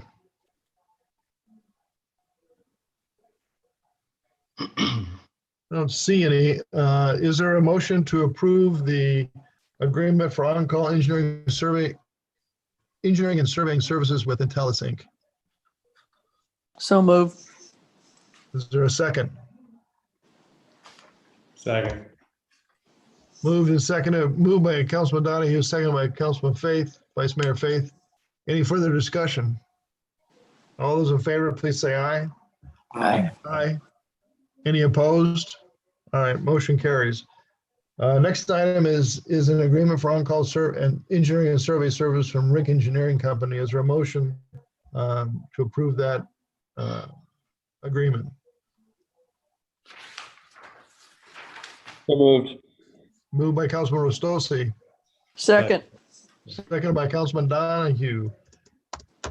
Any further discussion? All those in favor, please signify by saying aye. Aye. Any opposed? All right. That is approved. Next item of business is Litchfield Road Mill and Overlay Agreement. Mr. Skelton. Thanks for a promotion. Thanks, Mayor. Not sure it's a promotion. Not a promotion. We get paid, right? Yeah. Yeah, so this is the other bid award on the agenda tonight, and I'm happy to report that this one did come in within budget. This is for mill and overlay of the asphalt on Litchfield Road from about the cart path underpass to Camelback Road. So this will do all 4 lanes and using rubberized asphalt to keep the noise down as much as possible. So again, we went out to bids in October, open bids. On November 5th, we received, I think it was 6 bidders, and the lowest bidder was Nesbitt Contracting. I checked all our references, which all came back good. It talked to Paige to understand that we have sufficient funds for the project. We did budget $500,000 for this project, and we have spent some money, a little bit of money for EPS on the plans. And I'm recommending award of the bid to Nesbitt Contracting in the amount of $416,911. Are there any questions from council?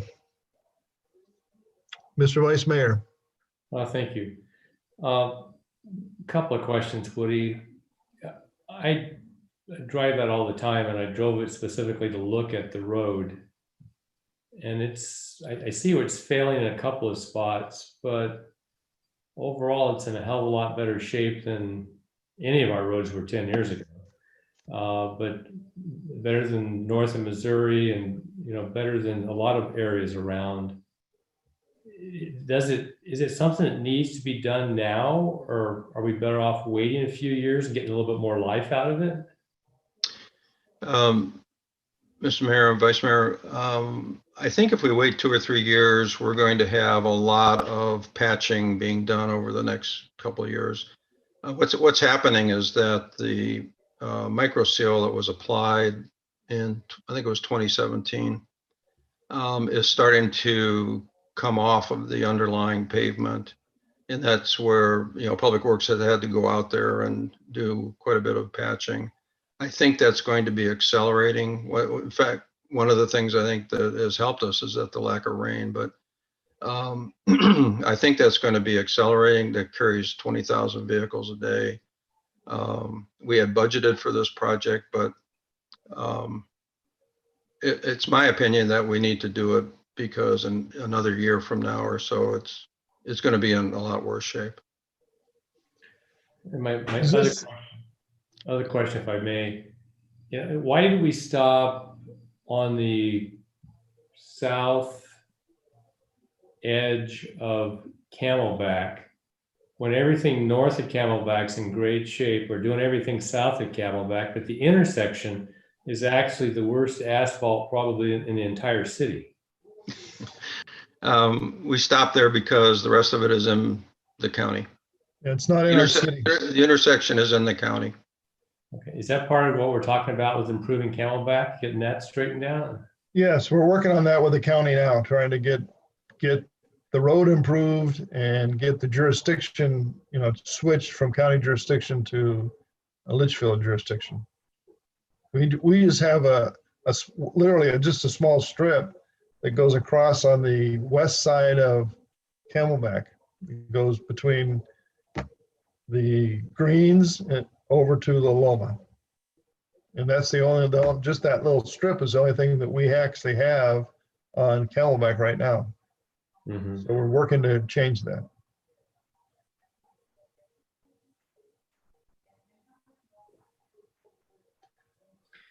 Woody, is this doing this road, is it fit in the scheduling that we've got in our 10-year maintenance plan? This is kind of outside the 10-year maintenance plan because it's more of an arterial street that we watch on a regular basis and do projects in the capital plan. Pavement maintenance plan is primarily for the local streets. But I guess to answer your question, it's in the plan and it was budgeted by the former Public Works Director for last year, actually. And I think it's been carried forward from last year, but. So I'm not sure if I answered your question. It's not inconsistent with the plans that we had put in place in prior years. It's not inconsistent to be doing it now. That's correct. Okay. Mr. Mayor. Yes, Councilman Clare. So this area encompasses the space that we've in the past talked about doing a roundabout. And if we go in and we repave all this, then have to dig it back up to do a roundabout, that seems like that'd be wasted funds. Is there a way to encompass it together so that we're just doing the work one time? Yes, Mr. Mayor, Councilman, the south end of this project is where the roundabout will end. So when we build that roundabout, we will come up to pretty close to the cart path underpass because we have to realign the north-south lanes of Litchfield Road to make them align with the roundabout. So the roundabout, we picked this particular place to start this overlay project, matching the plans for the overlay. So we won't be removing and replacing any of this asphalt. Thank you, Woody. Any other questions? Mr. Vice Mayor. Well, but I think our discussions were that we were going to try and do this roundabout at Village Parkway. Then we're going to stand back and look at it And if it slows traffic down and we like it, we were going to look at Bird Lane and the greens. Bird Lane first, because that's where we've had the most complaints about traffic trying to get out of Bird Lane. And that would have us digging up this asphalt. What's the life of this asphalt projected to be? We should have it, it should last at least 10 to 15 years. Depending on rain and, a lot of other factors, but, somewhere around 15 years. This was doing a mill and overlay in this area was one of the first major road projects that the city did after I was elected mayor, and that's been 14 years ago. Yeah. And it's held up, it's held up well, although it's starting to show its age, but it's done, it's done well for more than 10 years, certainly. It has, I agree, yeah. The roundabout issue in terms of Bird Lane and the greens is more difficult because I don't know for sure exactly how that roundabout's even gonna fit possibly at those spots. I mean, it's just the way you try to think about how does it work, right. So if we had to take out a small amount of this asphalt, it would just be a small amount that would be impacted by those roundabouts. Any other questions or comments from council? Okay, if not, is there a motion to award the Litchfield Road Mill and Overlay project to Nesbitt Contracting? So moved. $416,911. Moved by Councilman Clare. Is there a second? Second by Councilman Donahue. Any further discussion? All those in favor, please say aye. Aye. Any opposed? Okay, motion carries. Contract is awarded. Next item is a presentation and possible action on a memorandum of understanding on the Arizona opioid litigation. Ms. Goodwin. Yes, the state of Arizona and all 15 counties have entered into this memorandum of understanding related to settlement of the national litigation against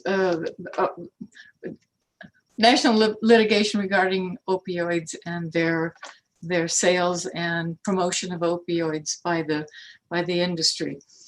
But in order to move forward with a final settlement, and this is not a final settlement, the industry, pharmaceutical industry, wants commitments from the states, the cities and towns within the counties, within the states, as to whether they would look at a final settlement and approve it. You will note that there's no amount in any of the documents that I provided you. In fact, I didn't know what kind of money we were talking about Arizona receiving, but at the recent briefings that have been held, the Attorney General's office has advised that it would be possibly somewhere between $300 and $400 million for the state of Arizona. There's a formula that the AG's office prepared for each county gets a certain percentage. Maricopa County is roughly 58%. Within that, the individual cities within each county would, if there's a percentage set forth in Exhibit C, I believe, of the Memorandum of Understanding. And so that percentage is applied to the percentage that each county gets. So your percentage, which is a fairly low percentage, would be 0.04% of 58% of the total amount of money that the state would get. The use of the funds would be restricted, and there's an exhibit, a multi-page exhibit, which sets forth what the uses are and the reporting requirements, what the permitted uses for the money is and what the reporting requirements are. So all of the cities have been requested by the counties and the county attorney to approve this memorandum of understanding. And ultimately, a final settlement agreement would come back to you. Now, the settlement agreement says it's non-binding, and you have an option not to sign it when the final numbers are prepared and come back to you. I received late this afternoon a letter from Bill Sims that went to all the cities, at least all the cities that are members of the risk pool. Bill Sims is general counsel for the risk pool. And Bill has concluded that for those cities that even approved the MOU, even though the MOU is non-binding, for those cities that approved the MOU, you cannot later reject the final settlement and argue for a different allocation. Well, I called him immediately when I got that, knowing I had this meeting tonight and I might have to tell you this. And he has a very technical, detailed, and complicated analysis of how he got to that. But I suspect he's right. He's done the analysis. I have not. I did not have time to do it between 4:30 and 6 o'clock. So possibly, if there's any desire to fight the allocation, and as I said, your allocation is fairly low. I think the other low ones, the other two low ones in Maricopa County are Fountain Hills, which is 0.03. And I just noticed that Guadalupe is 0. So I don't know what's happening there. They may have different monies coming to them because of their makeup. But at any rate, one more thing, the Attorney General's office briefings have said there's not going to be a change in the allocations. So if you're thinking about withholding, your approval of the MOU because you want to fight the allocation, which I really don't think you want to do, then if you approve the MOU, you cannot later not approve the final settlement and fight the allocation. It doesn't really sound like there's enough money in the allocation to pay your fees to fight it. Well, I did that calculation based on $400 million, 58. Now, I don't have a calculator that goes as high. Okay? But for $400 million times 58% times 0.04%, I came out with about $92,000. So I was estimating a little less than that, but so at any rate, we're still recommending approval. Okay. My fee's about 2 hours. 2 hours of your fee. All right. All right. Any questions or comments from council? Motion to approve. I want to go renegotiate this whole deal for the entire United States. Come on. Where's your we'll get our check for $4.16 out of the group settlement probably, but hey. All right. Is there a second to that motion? Second by Councilman Clare. Any further discussion? All those in favor, please say aye. Aye. Any opposed?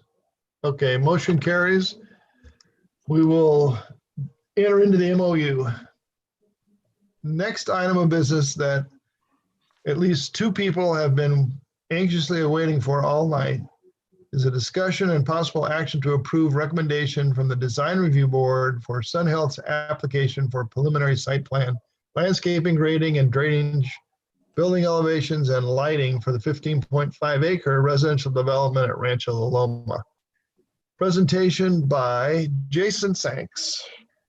Good evening, Mayor, Council. Good to see everybody via Zoom. I'm going to, if you don't mind, follow the same format for Rancho La Loma's final development plan and design review board approval for the 15.5 acres as we followed with the design review board itself earlier this month.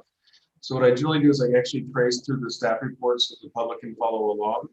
And then once I get to the staff report, I will toggle over to the illustrative exhibits, which show all the pretty pictures for the project. And then of course, I'll have this available for Sun Health and their legal representation if they want to refer to those, or if they need to toggle to their own presentation, they're welcome to do so. So give me 1 second, I'm going to share my screen over. Okay. Now you should be able to see my Word document. Is that correct? Yes. Wonderful. Okay, so just a brief recap of where we are at. In recent history, August 25th, we had a P&Z recommendation to council for the rezoning of the property. You may recall, minor general plan amendment rezoning, and at that time, a conceptual development plan was recommended for approval to the council.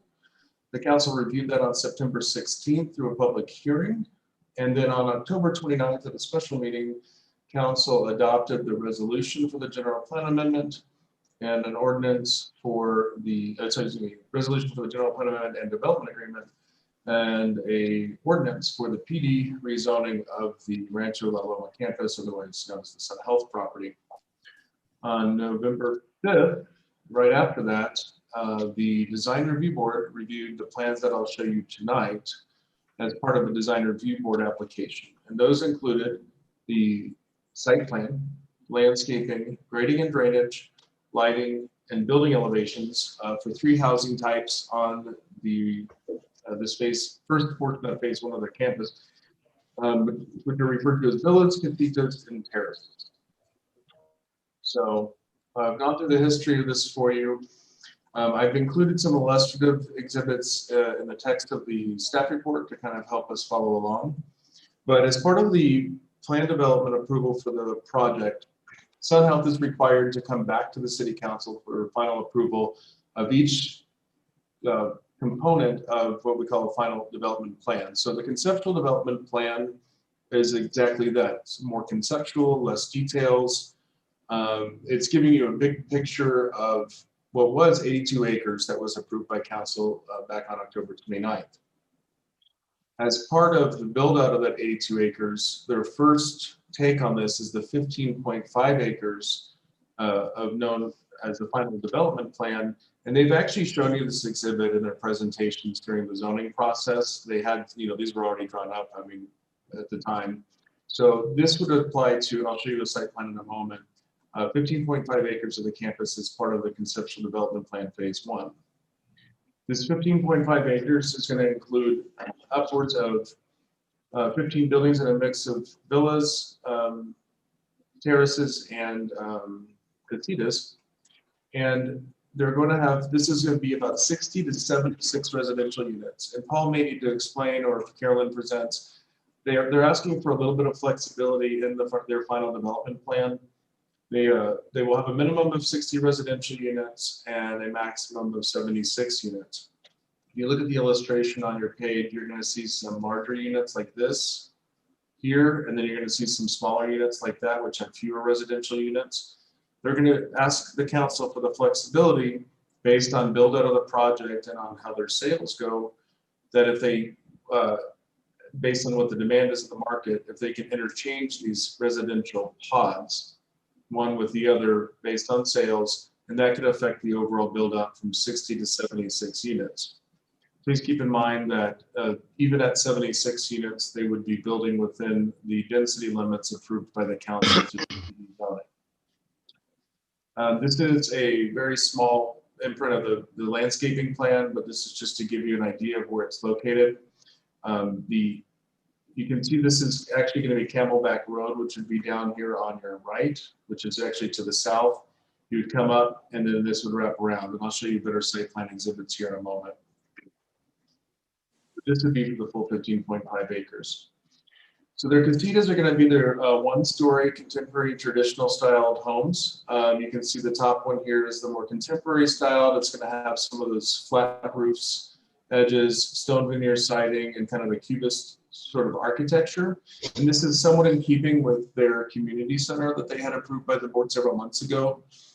This is part of their trend in taking the current Sun Health architecture from the kind of softer, more what we call it, less modern, more kind of typical or Southwest contemporary architectural elevations that they've got on the campus now. So this more kind of modern approach. And then they're going to, down below, they have a bit more of a traditional look here with, the pitch group elements and the other types of stylings that they've got on this elevation. And I've got a color elevation, so I'll show you in a moment. They have some stacked living here on the terraces. It's a 5-plex unit. It's going to be 2 stories, not single story. It'll include patios and covered porches. And then the villas is the more dense product. They've only got 2 buildings of that, and I'll show you on the site plan in a moment, where there'll be 3 stories, stacked units with garages tucked underneath. Every unit has at least 1 parking space, which exceeds the ordinance requirement of a minimum of 0.7 spaces per unit. And there'll be additional guest parking for those that are visiting the residents here. The city engineers reviewed the preliminary grading and drainage plan as part of the city review of the design review board application. If he wishes to comment on it tonight, he may. They're working through issues that arise to that preliminary set, and they can work through the final civil sets that we expect will be submitted in the near future for the project by Sun Health. Some questions came up during, I'm going to toggle over, if you don't mind, to my illustrative screen so you can see the more interesting exhibits here. Give me 1 second. Share. Okay. Here we go. Hopefully you can see my screen now. All right, so this is the conceptual landscape plan.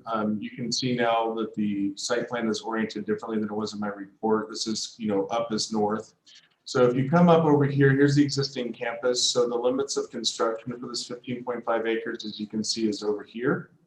And this is all residential. So you've got the 2 lower density housing types that comprise the southern portion of the project, and then the highest density housing type is occurring up here. During the zoning process, council asked how much open space was Sun Health willing to commit to through each phase of the project. They responded that they were going to provide 15% minimum open space. Prior to the design review board hearing, Sun Health confirmed that in this phase, this final development plan phase, they're providing nearly 60% open space. And you can see that illustrated in all the green spaces between the buildings. So there's a significant amount of open space in the first phase of development. The Sun Health engineer has provided a traffic impact study for review by the city engineer. Woody may wish to also comment on the status of that review. I believe they're negotiating on some possible revisions to that report. It'll need to be accepted for council to, I believe, take action on the case tonight. Again, I'll have Woody clarify on the traffic impact study. Let me go to the next exhibit. This shows the site plan in a more technical format. It's not as pretty as the other one. Again, you can see some of the details here of all of these buildings. You can see buildings 1, 2, 3, 4, numbered through 13. This is the 13 buildings down here. And then there's these 2 additional buildings up here, buildings 14 and 15. That comprise a total of 15 buildings with this phase of the project. I'm going to use this exhibit to ask the council, if I may, for some direction in regards to the pathway system. So during the zoning process, Sun Health provided a number of exhibits in their development plan that illustrated the open space concepts of the project, where the park spaces would go, the hierarchy of park spaces, et cetera, and those were adopted through ordinance. One item that came up was the pathway system, or specifically staff would like to know from the council, golf cart pathways. I've spoken with Mr. Vanderveen, and we've gone back and forth a bit via email, but I would like to get direction from council on expectations related to the provision of golf cart capable pathways. Those would be 10-foot wide pathways, and where the council believes those should be located within the project. It is my understanding that Sun Health would like to focus on keeping pedestrians and non-motorized vehicles off of all of their pathways because of conflicts with pedestrians, which of course makes sense. And keep the carts to the private drives and the private streets that have a really low speed limit. I believe it's 12.5 miles per hour. So if I may, after I finish up, and I know that Paul or Carolyn may wish to present, I'd just like to get some direction from council so that as we complete review of this phase of development, we'll also have kind of that direction in mind for the next phase when Sun Health is ready to move forward. I'm going to go ahead and click through a couple more exhibits. Some of these are a little bit more technical. This is the preliminary grading and drainage plan that's been reviewed. It's going to take a little while to load some of these just because of the massive file size. You may have encountered that when you were trying to review them in advance of the hearing. This shows you some of the detail that's been provided. A full set of landscape improvement plans has been submitted to the city in advance of tonight's hearing. You can see that they've thought through clearly in detail how all of the pathways, the sidewalks, the entries, all of the buildings will be accessed, and how all of the shared private spaces will be landscaped throughout. So they've done actually a very nice job on their landscaping. We've evaluated lighting to make sure that there's sufficient lighting for resident security and safety to circulate to the project. That's been a priority of Sun Health as well. As Paul explained during the design review board hearing, this is what's called a photometric plan. It shows the levels of light at all different places within the project based on their proposed light fixtures. I know this is not stuff that you normally have to review because it's something that just goes to the design review board, but here are the light fixtures. You've got pole lights, you've got building mounted lighting, you've got up tree and Ramada lighting, as well as bollard lighting. So if there's little dark spaces between buildings or in parkways, they can place the little light bollards next to the sidewalks. I believe the next image that's going to come up are the elevations. So this is the three-story stacked project, this three-story stacked residential units. These are the more dense units. But what they've noted in their design review board presentation was just how large the ground level patios were, and in the upper level terraces or the porches are. And you can see how far they extend out from the building. So they're really large, ample outdoor living spaces. And each one of these is going to load. It just takes a moment. This is the single level product that's more like a duplex. This is the contemporary design, and it shows the ground level courtyard spaces so that even though they're living in a more private residential housing type, they still have these ground level spaces that extend out towards these walkways so they can interact with their neighbors. Jason, before you go too much further, can you go back to that picture? Yeah, of course. 1 second. My computer's trying to keep up. Okay, so the impression that I would take from this picture is of a spaciousness to this layout, that it feels open, and you've got a sidewalk that's, that is, it's not as large as our 10-foot sidewalk, but it feels large in relationship to those two people if they were on a narrow sidewalk.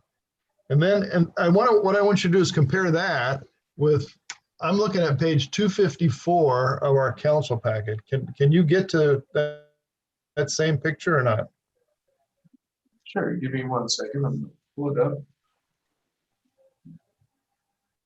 See what I can do to catch up to you on that. All right, let me see what I can do. So you said page 254? 254 is what I'm looking at in the council packet. I don't have the entire packet loaded. I have pages 1 through 66 of the agenda item in the online agenda. What is the exact exhibit, Mayor? What's it look like? And are you able to share your screen? Well, I don't have it on. I have it on a different computer. So it is a it's a view, like a angled overhead view of these 15 acres, and it shows different units, sidewalk. It's like this, yeah, but the view is a little closer. So the view that I've got, you can just see it a little bit better than you can on this one. But if you look at these sidewalks and you look at the lengths of the driveways, they remind me very much of Cache, where we know we've got issues with things like, what if you have to park something in the driveway? If you have a visitor, can they park in your driveway, or do they gonna need to use the sidewalk? That sidewalk looks very narrow as compared to the picture you were just showing us. I can't imagine that a couple walking along there would, they would use maybe, that they could use a third of the middle of that sidewalk and have, a third on each side of them. I mean, it just doesn't look consistent at all. And my concern, If I may, sir, the what? picture that you saw before is you can see my mouse circling would be on the interior portion where you can see like the patios and stuff. The exterior portion on the loop road is where the driveways would be. So if I were to go back to this is what you see on the interior. That's it. I'm just look, if you look at the width of that sidewalk Okay. versus the width of the sidewalk in that other picture, they don't look consistent. And the problem what I'm concerned about is we went through these same kinds of presentations with Cache and did not come away with the impression of what Cache ended up being now that it's being built. I mean, it doesn't feel anything like the pictures we looked at, the elevations we looked at. And so I'm just concerned that we don't create something that is not what we believe that we're creating. Jason and Mayor, if you want to indulge me for a second, I can put something on the screen to help maybe on this conversation. Yeah, I need some direction. I'm concerned, I'm concerned that we end up going down the same path that we had when we did Cache, thinking we're creating and okaying one thing, but in reality, these plans that are behind the pretty pictures these things are not totally consistent. And I think I can understand that a little bit. Jason, what I was going to show was the actual civil sheet. Sure. I can stop my share and then I can come back. Yeah, if you indulge me, I can attempt to do that for you here and just give some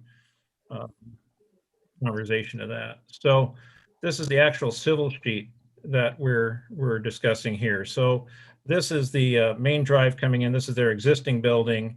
And these are the first 5 buildings that we would be building out of this and then moving on from there. So this sidewalk, there is a sidewalk all through here. There's sidewalking all through this community for what Jason was showing was like the front of one of these casitas here in that view. And this is the sidewalk, Mayor, that you're referring to widths. And I would caution that architectural pretty pictures are not always the best to judge, those distances, Mayor. So I understand where you're coming from on that. I want to reiterate that this is independent living and internal to Sun Health. This is a 12.5 mile an hour road, and this is a drive for because all the parking is on the backside. The front porches are only pedestrian located through here, and we do. Is there going to be parking allowed? I can't. You're moving your arrow pretty quickly, so it's hard for me to catch up with you. But you've got a major road, it looks like, or whatever, with arrows all going in the same direction. It kind of goes around the outside of it. Well, it goes in one direction, then it comes back up the other way. I don't know. Apparently that's going to be 2 lanes of two-way traffic on that road. Yeah, that represents the drainage. He's using the preliminary grading and drainage plan. That's fine, but I'm just trying to, on that road, that's a two-way road, right? One in each direction, correct? This is the driveway for these homes, yes. And this is the main road down here. Now, is there going to be parking allowed on that road? We have not determined if there's parking or not. We have the extra parking spaces as you see across the way, Mayor. We have all these parking spaces across the street. And that's for guests and extras there. That's not for second cars. Most of the people in our communities have one. Our casitas actually have two-car garages with a golf cart garage. Our villas, the big buildings, have single stalls for each unit plus a golf cart stall. And the 5 units do not have the golf cart cars. We don't have a lot of folks that have those, but we do have the extra parking spaces out here for guests. This is not for our residents to park. This is for guest parking out here. Well, if you go around down around the curve, I guess if you go far enough around the curve, there's some guest parking. You got to go pretty far to get to it, but so I'm concerned about stuff like that, a parking and space. If somebody comes over, if they have a vehicle, obviously, is it going to fit in that garage? How big is the garage in terms of the size of? Our smallest garages are on the 5 units, and they have to fit a Suburban. We had a point of that in our design. So I think a Suburban is just a little over 21 feet long. So that's how deep our single car garages are on this one here. Well, no, if it'll fit a Suburban, then that's fine. Because I think some of the cachets won't. Yeah. If they do, it'd be pretty close. Mayor, if I may, I think you also alluded to a concern with the length of the driveways. And if vehicles park in the driveway, one, and two, are they allowed to park in the driveway? And perhaps Paul can elaborate on the length of driveways and their allowance of parking in the driveway. I know Cache doesn't allow parking in the driveway. Yeah, we're not as concerned about parking in the driveway. We're fine with that. Also with our experience on our current villas here, these folks never have a car in the drive. I think this individual did when he first moved in for the first 2 months, and then they went down to a single car. I'm just trying to get our driveway. When are you on the line, my civil engineer? Can you maybe sort of confirm the driveway depth here just for a discussion? And if not, I know that some of these do vary, Mayor, like this corner one over here may vary a little smaller, but this to me does feel like it's in that 20-foot range to put a car in there. I'm not against, we wouldn't want people to keep parking cars on out here. That's why we provided the spaces outside of this. And I do want to remind that this is an internal, this road is 12.5 miles an hour. Our current roads inside our community are 12.5. This is Denny Boulevard, which right now we have a 15 mile an hour on, but this is a main thoroughfare. And some of the conversations I had with Jason, I wanted to make sure that we were trying to capture the spirit. We had done an exhibit that we were bouncing around and discussing just to make sure that, you know, as we do the community, we want to make sure that you know, there's definitely going to be 10-foot pathing here per 3120, which is the zoning code element that we put in there. I could make this pathway within our development 10 feet, but again, we don't want our residents and golf carts on the same path. That's why we do the 12.5 mile an hour in the roads, but internal to our senior living. External 10-foot cart path like you see around the city, I have no problem with, and that's why we represented that in blue. Internal to our community, if the city wants, I can make this 8 to make it a little bigger, because right now I think it's 6, but this can be 8 or it can be 10. But either way, we're not going to allow golf carts on the same path within our community. Yeah, and it isn't that you have to allow golf carts on them. It's just, it'd be nice if the sidewalks were wide enough that they created a sense of openness and space, and there's enough room that people actually could go out and walk on them, and you could have 2 walkers that would pass on the sidewalks and not cause each other problems. That is a key point, Mayor. We do want our people to be able to pass by each other, and there is a lot of pathing on that internal, for the number of units that are there, and I don't know why it's gone now. I've lost my. I have a question. Yes, Ann, if you can. So my question is that Cache is not a 55 and over, right? Cache's no age limit, correct? No, it's not a 55 and over. Okay, so Paul, my question there is then what you're saying is a 55 and over, generally, most just have one car. I want to clarify, this is our independent living, so it's not necessarily, it's probably older than 55. Our average age is a little older than that. Outside of our senior living, I think the 3120 rule applies everywhere. And if we bring in somebody to do residential, when we bring in those final plans, I totally agree that I don't want, if this is a concern with Cache Homes, I don't want to repeat that concern for the city. Internally here, we are a different product than what Cache would be. And you can see we've got a lot of pathing here, for our residents to if this is a 5-unit building, there's a lot of pathing around this building for people to get in, out, move around. And we are trying to encourage that because we do want a walkable campus. No, I like the green space, and I like the sidewalks spread around, and the picture is really pretty. I'm just concerned that when we get down to the plans, they're going to end up. I want to make sure that the things like a sidewalk, and it, you know, it doesn't need to be 10 feet, but it might need to be 7 or 8 feet to be wide enough to really encourage people to go use them. You know, Mr. Mayor, Mayor? if I can say, I can take this outside sidewalk and I can agree to 8 feet on this outside piece here. Uh-huh. And that way your concern of being near the road, having that be 8 feet and having this path be 8 feet. Then when we come down here later on and match it up to a 10-foot, it'll look better and more matching. I'd rather not do 8 feet internal because I have so many in here, but Yeah. if we circulate this out one at 8 feet, I would definitely agree to that as a stipulation, Mayor, if you'd like to have that. I think it would help that outside sidewalk. The internal ones, you do have a lot of concrete in there, and you don't want to go the other way and have, you know, and have concrete take over the grass. So, I mean, you're balancing that all the time. Mr. Mayor, members of the council, can you hear me? This is Win Lamb with Hillgart Wilson. Yes. Oh, yeah, just to go back to, to Paul's question and your question about the driveway lanes, they are typically about 19 feet. On average, they're closer to 20 feet around the perimeter. So, they were, set far enough back of that, that edge of sidewalk there to enable a car to park out there if so needed. All right, good. We just want it to be usable. It may be that there won't be that many times in this community where you'll need it, but it would be nice if the driveway actually was a place you could park and you didn't have to park on the street. Yes.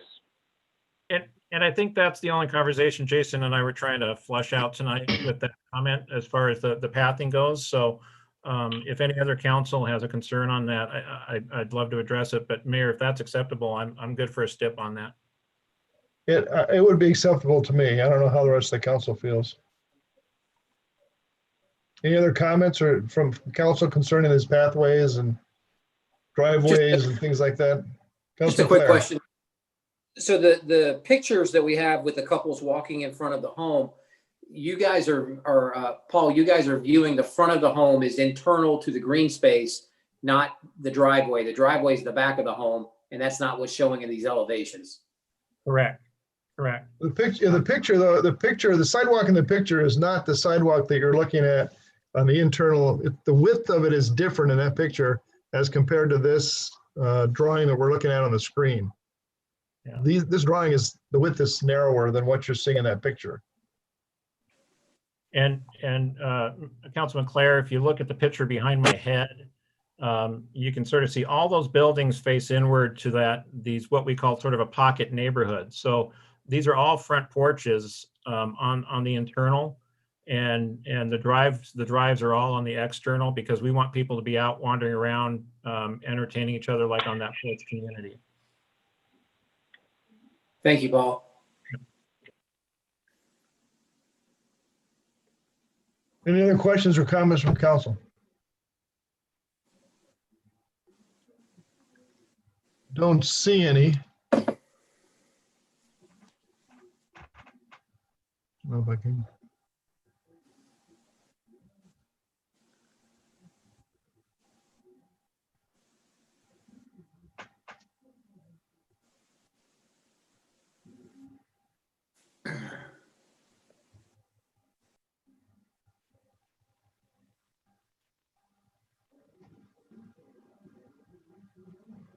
I made the mistake of not printing out my agenda, and now I can't move this. I hate this computer. Whoever came up with this should be shot. Where did it go?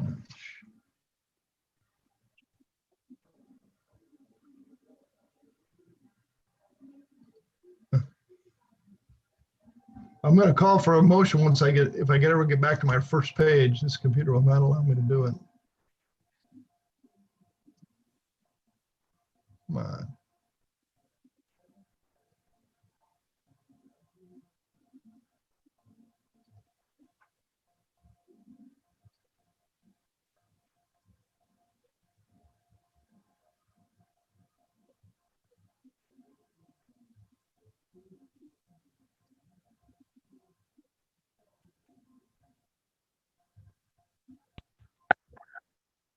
This packet may be a little bit too large for these machines.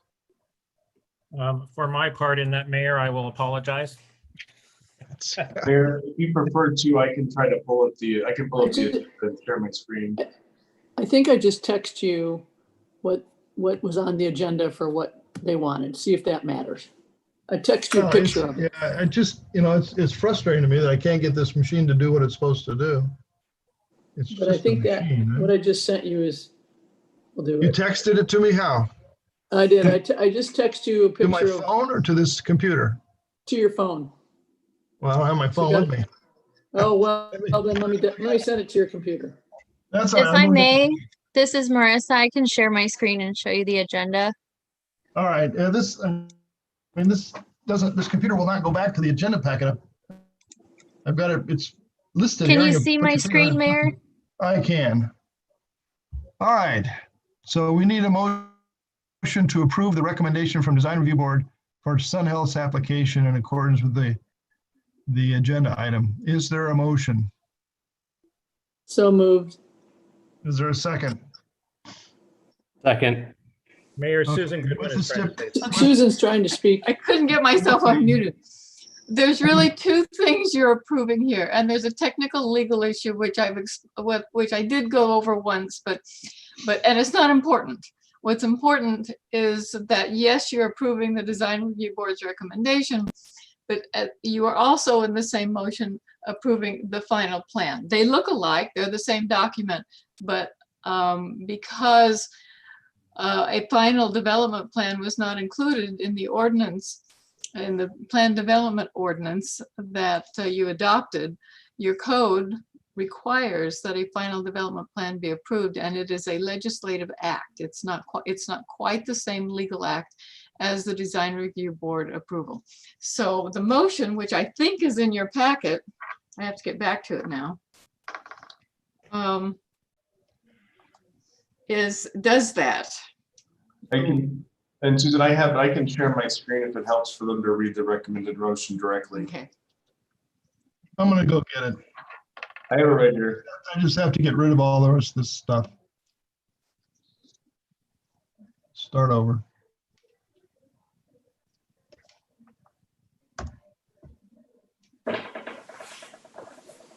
Jason, can you expand? Yep. And you just want to read that motion? Yeah, I've got it here. I'm just gonna have to go. Yes, just need to yes, go that through. recommended motion.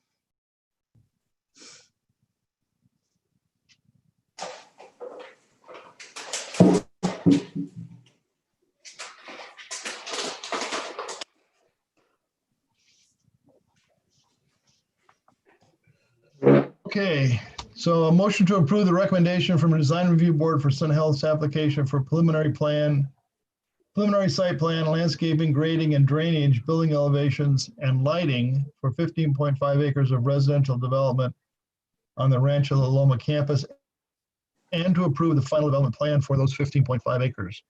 Right. So moved. All right. Who seconded it? Tom. All right, thank you, Mr. Rostosi. Question. We have a stipulation on top of the motion for an 8-foot sidewalk around the perimeter of the 15.5 acres. Is that acceptable to you? I think Councilman Donahue, you made the motion. Acceptable. Yeah. And also to the second, Councilman Rostosi. Acceptable. All right, is there any further discussion, Mr. Vice Mayor? I think I saw your hand up. No, that was what I was going to bring up. Okay. Also, did we lose Councilman Romack? I don't know. There's so much excitement going on. I may have missed, I don't see him. Yeah, I don't see him either, and I don't know when he dropped off. You might All right. not know he dropped off. Well, fortunately, we still have 5, so we're okay. No special voting requirements on that, correct? On this one, Mr. Goodwin? That's correct. Okay. Any further discussion from council about this motion? Mr. Mayor, Yes, Mr. Stevens. just a question. Was there anything relative to the driveway lengths that needed to be included in the motion? No, I think what they've told us is that they're going to be 19 foot will be the smallest or shortest, and that we should be able to park cars on it, which is what I was concerned with. In Cache, we've got some that are 6 and 7 feet long. Mr. Mayor? Mr. Mayor? Yes. Who am I? This is Woody. Okay, yes, Woody. My understanding is that the development standards require a driveway length of 20 feet behind the back of the sidewalk. All right, good. Thank you for that clarification. Okay, anything further from council? All those in favor of the motion, please signify by saying aye. Aye. Aye. Any opposed? All right, motion carries. You can go start your grading. Mayor, can Yes, I, Paul. a quick second, I want to say thank you, Mayor, Vice Mayor, and council, staff, my team on the phone. And we've had a busy last few months, and you're probably tired of seeing my face with Rancho La Loma sitting behind me. But if I've learned one thing, and even listening tonight, I think probably I need to come in and listen to your city council meetings more often as a good partner with the city when we're talking about Camelback Road with the county and with the city of Goodyear. As we're talking about the security and other things, I think it's probably really important that I make sure one of our representatives or myself is definitely in attendance with the city, and we go forward from this in a real positive effort. I want to thank you all for your extra time. It's been an adventure, and we've already got it staked. We've got a DUS permit we're going to be submitting, and we're going to town, and we're going to start working on other things as well. So thank you for all of you for your effort. Mr. Mayor? We appreciate working with you, and you're always welcome to our council meetings. Mr. Mayor? Yes, Mr. Stevens. Just in talking with staff, I want to be absolutely sure, because what I was told was there were still permits that needed to be purchased or let out. I'm not sure what you call that, but we got to be sure that all those permits are taken out before we start grading and moving dirt. You're getting submissions. If Win Lam is still on the phone, he's supposed to have a grading and site grading and drainage plan submission to you tomorrow. Okay, good, because I don't want to get beat up by my city engineer. I'm just saying. Oh, no, I don't want Woody to get mad at me. Thank you. We're all over it.